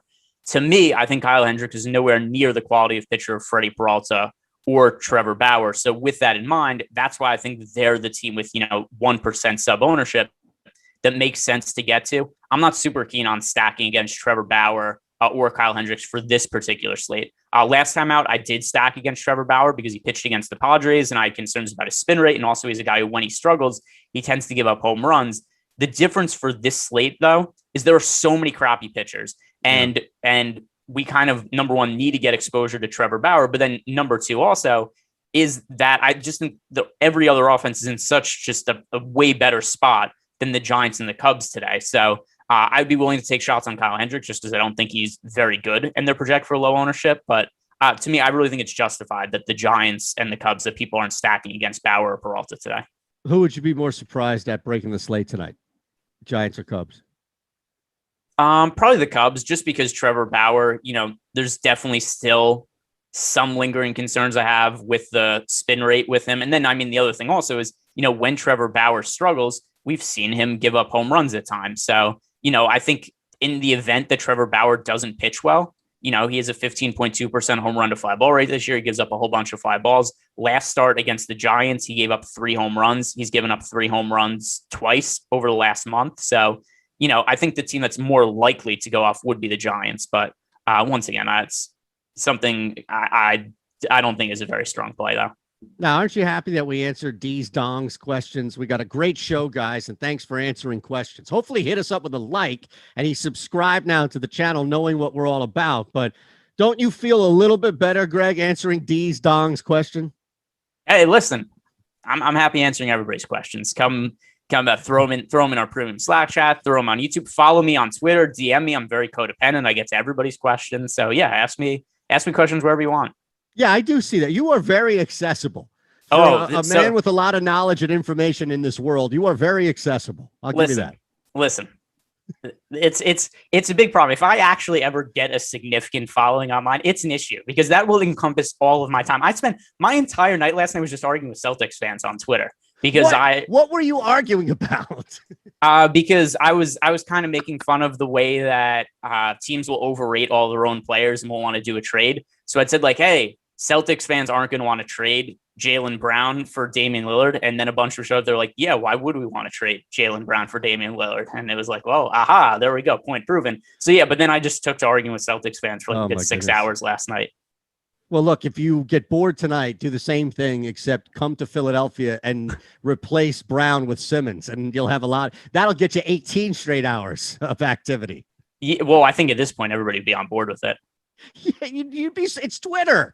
It's Twitter. There's somebody out there who is going to be a pain in the ass just because it's Twitter, not because they believe it, just because they can come in and say, well, actually, Greg, and just to be a pain in the ass. That's all. And listen, we already have right here. We've got Dennis Bowman. He's saying LMAO. I was one of those Celtics fans. Look, we've got people. See, it cross pollinates. But yeah, I mean that's definitely. And look, Marshall White. He asks Greg late nights NBA swaps on Twitter. Sometimes he's usually naked when I do it too. Listen, buddy, I appreciate it. You or Marshall? Marshall White. Marshall White. Okay, I want to make sure that you were. And listen, I could be too. Who knows what's going on? But you know, it's not like we're exchanging pictures or anything like that. I'm just answering some basketball questions. After dark with Ehrenberg. I mean, that sounds like an Awesemo show to me, right? Post game. Yeah. Hey, listen. I mean, that could bring up some YouTube violations, but who knows, right? Maybe I'll start an OnlyFans account, answer some basketball questions, and I've got a whole business. That's a good question though. How is there not a paid premium like YouTube adults type channel? Right? Don't you think YouTube would have some way or some method of doing that? I'm surprised. You mentioned OnlyFans. I guess we'll have to check for Ehrenberg on OnlyFans. I'm sure you could find anything to do a Google search. Like I'm sure it's out there. It's not something I've ever like delved into or been interested in, but I'll tell you that it probably exists already. If you could think it up, somebody's done it already. See, look, more people. Charles Kelly. It's true. He answered anything I ever asked. Hey, you are the most accessible person on this channel by a mile. Oh yeah, for sure. Especially, I mean, like, listen, everybody, like, and I mean, they have much bigger followers than me. But Josh Engelman, his DMs are not open. Shit, my money, I'm sure his DMs are not open. You asked me a question. There's a good chance I'm by my phone and I'm gonna answer it pretty quick. Yeah, why do you have your DMs closed? That's weak. All right, if you are a public figure or you're somebody that the public is seeking out, then at least have your DMs open. Like, here's why you have your DMs open, why I have my DMs open, why we all in this business should have our DMs open, is because people may track us down for work or for appearances, anything like that. It's the easiest way to get in touch with Greg Ehrenberg if I want him on my show. Yeah, and I'll say this too: a lot of weird propositions that come in through having my DMs open. So there's if one day I'll have to. I've texted some people. I get some really weird stuff in my DMs on Twitter. It's mostly people who dislike me, but there's other stuff too. News God's DMs are open as well. He's letting us know that. So everybody that's just the strategy to have it open. All right. Now, reminder here, we talked about $29.95 a week for Awesemo Plus. How about this? We'll give you 25% off your first week of Awesemo Plus Platinum. Just use our code MLB Live Before Lock. The name of the show, all one word, all caps, MLB Live Before Lock. On checkout your first week, 25% off Awesemo Plus Platinum. Cannot beat it. And as mentioned, Greg brought it up. We've been talking about it. The MLB ownership slate projections are free tonight, as are the NBA Showdown single game player projections. But why wait? You can have it all free all the time. Well, technically for the $29.95 a week for Awesemo, you don't have to wait for it being free each week, as we continue to look at everything we have in front of us, continue to tell you why it's just the benefit of using from the top stacks tool to lineup crunchers and what we have here. So I think we exhausted at least where you stand from a stack standpoint. And I even tried to drag out another punt from you there at the bottom. So let's look at individuals, and we can go through as far as positions are concerned. And you mentioned where you are stack wise. So that's going to factor in, of course, to who you're looking at for one-offs as well. But paying up for a catcher not involved in a stack tonight, I don't know how much that jumps out at you tonight, Greg. Salvador Perez, although once again, a lot of it is because I'm high on the Royals for a stack purpose. But keep in mind, too, if I like the Royals, it stands to reason that even in some lineups where I don't have Royal stacks, I'm going to like to get to Salvador Perez. Right now, project for 13% ownership at catcher. I think that number should be higher, just given all the concerns I mentioned with Garrett Richards before. There's only 2 catchers on this slate that I consider to really have considerable hitting upside. One is Salvador Perez at 5,000 on DraftKings. The other, Gary Sanchez at 4,700 on DraftKings. Also, I don't usually play a ton of catchers on FanDuel, but Gary Sanchez only 3,200 on FanDuel. That is a catcher that I think would make sense to play just to that kind of price tag. So Gary Sanchez had a weird path over the last few years. He was at one point considered, a can't miss prospect. He absolutely bursted onto the scene in his rookie year, and Yankee fans gravitated him towards him in a way where, it seemed like he was a no doubt future MVP type candidate. Had a 170 WRC plus in his rookie season, followed up with a 131 WRC plus in his second full season, hit 33 home runs as a catcher. And, he was well on his way to being one of the more valuable players in baseball. And then he just totally fell off a cliff over the next few years combined. And then last year, it culminated in only a 68 WRC plus. His defense was no good, so he was actually a below replacement level player. And, a lot of Yankees fans were ready to be done with Gary Sanchez. Didn't like him anymore. A guy who they once thought was one of their favorite players, since Derek Jeter. Yankees fans wanted nothing to do with him just a few years later. He's back now this year. And it was even after a slow start. So over the last month, Gary Sanchez has been hitting really well. Now for the season, he has 13 home runs. It's among the league leaders for catchers. He's a 128 WRC plus. So Gary Sanchez, Salvador Perez, those are the 2 catchers I have most exposure to. Any interest at all in Vasquez, just knowing how you were looking at Boston as another top stack, 3,900 on DraftKings, looks batting 6th tonight. He's in my player pool. I'm just kind of around. Okay. Just around exposure. Like the guys I have the most exposure to, it's Salvador Perez, Gary Sanchez. So I'm not rostering them. A lot of my lineups, like sure, there's a bunch of guys, whatever, Christian, Vasquez, Omar Narvaez in stacks. These are guys who end up, in like 5% of my lineups. But other than that, I don't mind punting a catcher ever. So somebody like Patrick Mazeika, I think that's how it's pronounced, who's starting for the Mets tonight, and he's at min price. Whenever you get a catcher at min price on DraftKings, the appeal to me is not necessarily that I ever expect anything from that catcher, but it's that in general, the catching position is so hard to get fantasy production from that you could get a spot where, let's say that Salvador Perez and Gary Sanchez, maybe each of them go 1 for 4 and score, 3 or 5 fantasy points or something like that. You could get in a spot where none of the catchers on the slate have really big games. And then it's the guy who's ever the cheapest that doesn't have a big game ends up being optimal. So, just being able to punt with somebody who's starting at the flat min price like Mazeika, that's somewhat appealing. Who do you have more confidence in tonight, Mazeika or Dario Saric? What's actually funny? Let me see. I'm going to compare something. Who do I project for more fantasy points tonight? Yes. It is. See, we need to do more of this cross promo just to make and emphasize a point here. All right. So slightly more confidence in Dario Saric. The other thing also is consider this, right?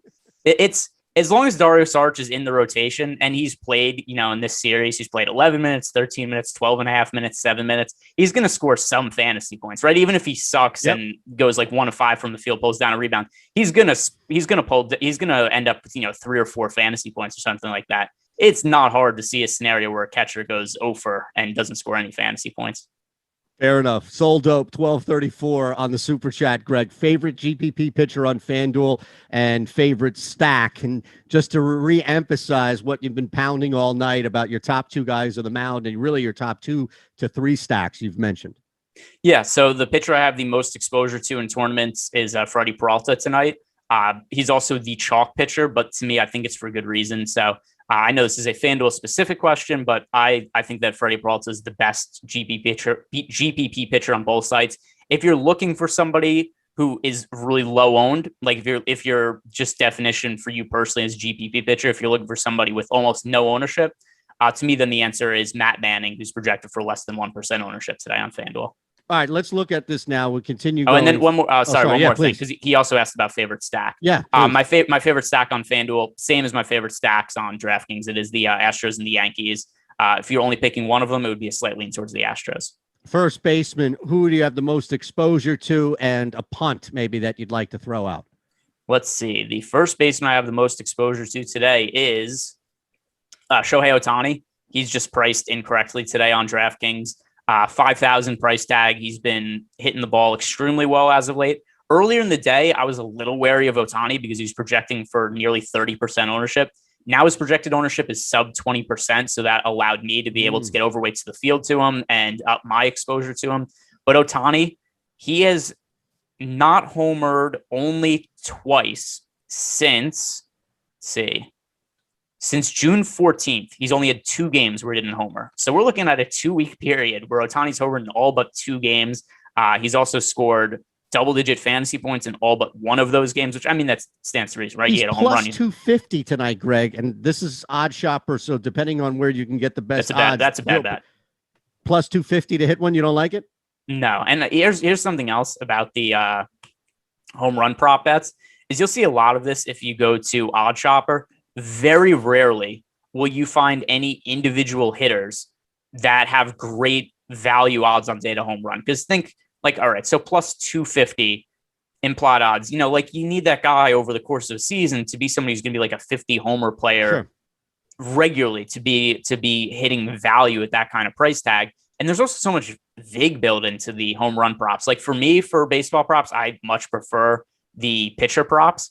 And every once in a while, particularly with mispricing, you could find value in a home run prop, because we've seen it before. There was a slate a few days ago where there was a book that accidentally didn't have a 0 on Ender Inciarte, and instead of him being minus 1,000 not at a home run, he was only minus 100. So it was even odds on Freddie Peralta to not homer. But if you look at Shohei Ohtani tonight, he is the better value of the two is Shohei Ohtani to not hit a home run, but that's juiced all the way to minus 333. So Ridiculous. Even that is barely good odds. So Shohei Ohtani at the plus 250, according to the projections we have. And by the way, this is a really useful tool for betting props. Yep.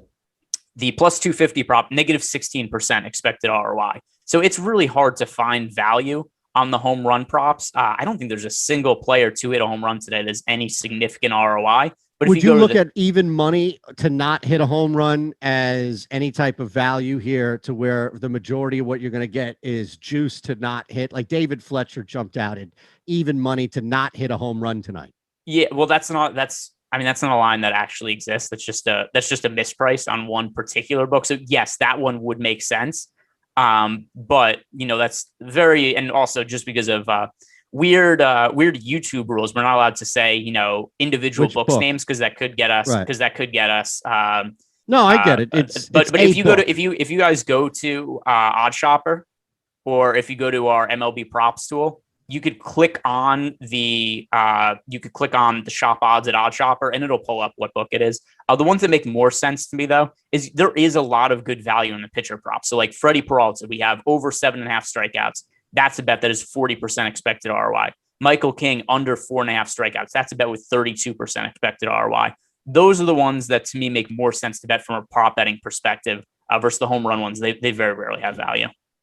Yeah. Hey, I can get that Fletcher bet legally here. Oh, there you go. Oh, by the way, so we do have Mike Verderosa is saying that it was a typo he tried before. He knows what book it was. It's not there anymore. So yeah, that'll happen. A lot of times books will make a typo. Sometimes they'll honor it. Yeah. Other times books will be like, hey, no, we made a mistake and you shouldn't have bet that. Therefore, we're going to avoid all the bets. So it appears per our friend in the YouTube chat, Mike Verderosa, that the bet no longer exists. We got to get a home run pick or two from you before we get out of here. Again, NBA Live Before Lock coming your way at the top of the hour. The show tonight sponsored by Jock Market. So if you haven't heard, Jock Market has turned fantasy sports, all DFS, into a stock exchange. So you don't have to wait until the end of the game to make money. You can do it all in game, and you can basically treat players as shares. You can buy, you can sell, you can take advantage of trends that are coming in game, just like a live bet. In this case, you can do it live with DFS players across the board: NBA, baseball, hockey, golf, real money every hour, every minute, every second. And of course, we have an offer for you. Just use Awesemo. That's the promo code. That's all you need, Awesemo, for a $50 bonus on your first deposit. It's an exclusive offer just for you here, the Awesemo community. Take advantage of it. Awesemo for a $50 bonus. I know we were kind of bouncing around position-wise and looking kind of at the infield. And anybody really quick on the outfield that you're super heavy with, or you really like as far as maybe a low cost, low owned option? Let's see. Low cost, low owned. Let me see if there's anybody that's really cheap that I'm getting a significant amount of exposure that also doesn't have ownership. By the way, as you do that, Peralta yeah. over 8.5 Ks is plus 118. Yeah, I mean, I would prefer to bet the over 7.5, but yeah, those are probably about equal value, I would think. What's the return on the 7.5? I'm curious. Let's see. It may be worth it. That's what I mean. Like if you're only laying 110 on that, then it's worth it. Yeah, it's minus 139. Okay. But we do have that with better ROI than the plus money one. Fair enough. And all right, so I've sorted this. The cheap hitter. This is not somebody I expected a home run, but Brett Gardner is only projected for 1% ownership. I'm making a lot of Yankee stacks. He fits into a lot of them. So I have 11% exposure to Brett Gardner, and that is 10x the field of his current ownership. So that is the cheap guy that I have the most exposure to. Not a home run pick, but just I think a good DFS play relative to my lineup builds. Now, how many home run picks do you have tonight for us? Yordan Alvarez. I mean, listen, I could just list off the guys who are most likely to homer, but David Fletcher, right? Yeah, not David Fletcher. But listen, Yordan Alvarez, he has homered in 3 of his last 4 games. Now this is relevant, but my brother has bought a lot of his rookie cards, and my brother would enjoy if he had a home run because he asked me every day what Yordan Alvarez did for the night. But listen, once again, I have a lot of Astros stacks. Yordan Alvarez is one of the best hitters overall in baseball, one of the best power hitters in baseball. I think that Tom Eshelman, no business being in the big leagues. Also, he's 27 years old, so I don't even know why they're still trying him. For that matter, the Orioles, anybody they're still trying. They're still throwing Matt Harvey out there, but their entire pitching rotation is terrible. Even if Eshelman doesn't go deep into the game, the bullpen stinks. So Yordan Alvarez is going to have a favorable matchup basically every time he steps up to the plate. Awesome. That's fine. I didn't know if now, again, I know you're not going to take the bet, but no bet in this. Would you say Ohtani goes deep based on the numbers that you laid out? No, I think the line is very efficient. Fair enough. All right. Look at that. We got everything in. We didn't need to go 10 minutes extra. Hey, and piss off Josh and Lofty and people behind us. No, and listen, still a good show. We got the information out. We had a little bit of fun. So I think everybody got what they wanted, and we did it within the allotted amount of time. Look, it's you are able to say it's a good show or not. I can bullshit and say it's a good show, but you will know the specifics and the metrics of what we broke down. So I walk away feeling great about what we did thanks to that. All right. Hey, listen, I think we had a lot of good shows together. I think you and I get along. We had fun. We get the What was Eric talking about? Did you catch that before he introduced us? He's like, coming up next, it's Eytan and Greg. Really? Like, yeah, I don't know. I've never listened to anything at all that he said. So I couldn't tell you. Well, you've got a guy that I'm sure you listen to everything that comes out of his mouth, and Josh and Lofty coming up next. NBA Live Before Lock. Make sure you hit us with a couple of likes on the way out. Otherwise, we are going to get raked through the coals here by the next show, but that's probably going to come regardless. Tyler, thank you, sir. Greg, when are you back? Tomorrow, eventually. Okay, there you go. I think be on Wednesday. Have a great night. Good luck to everybody. Enjoy the games.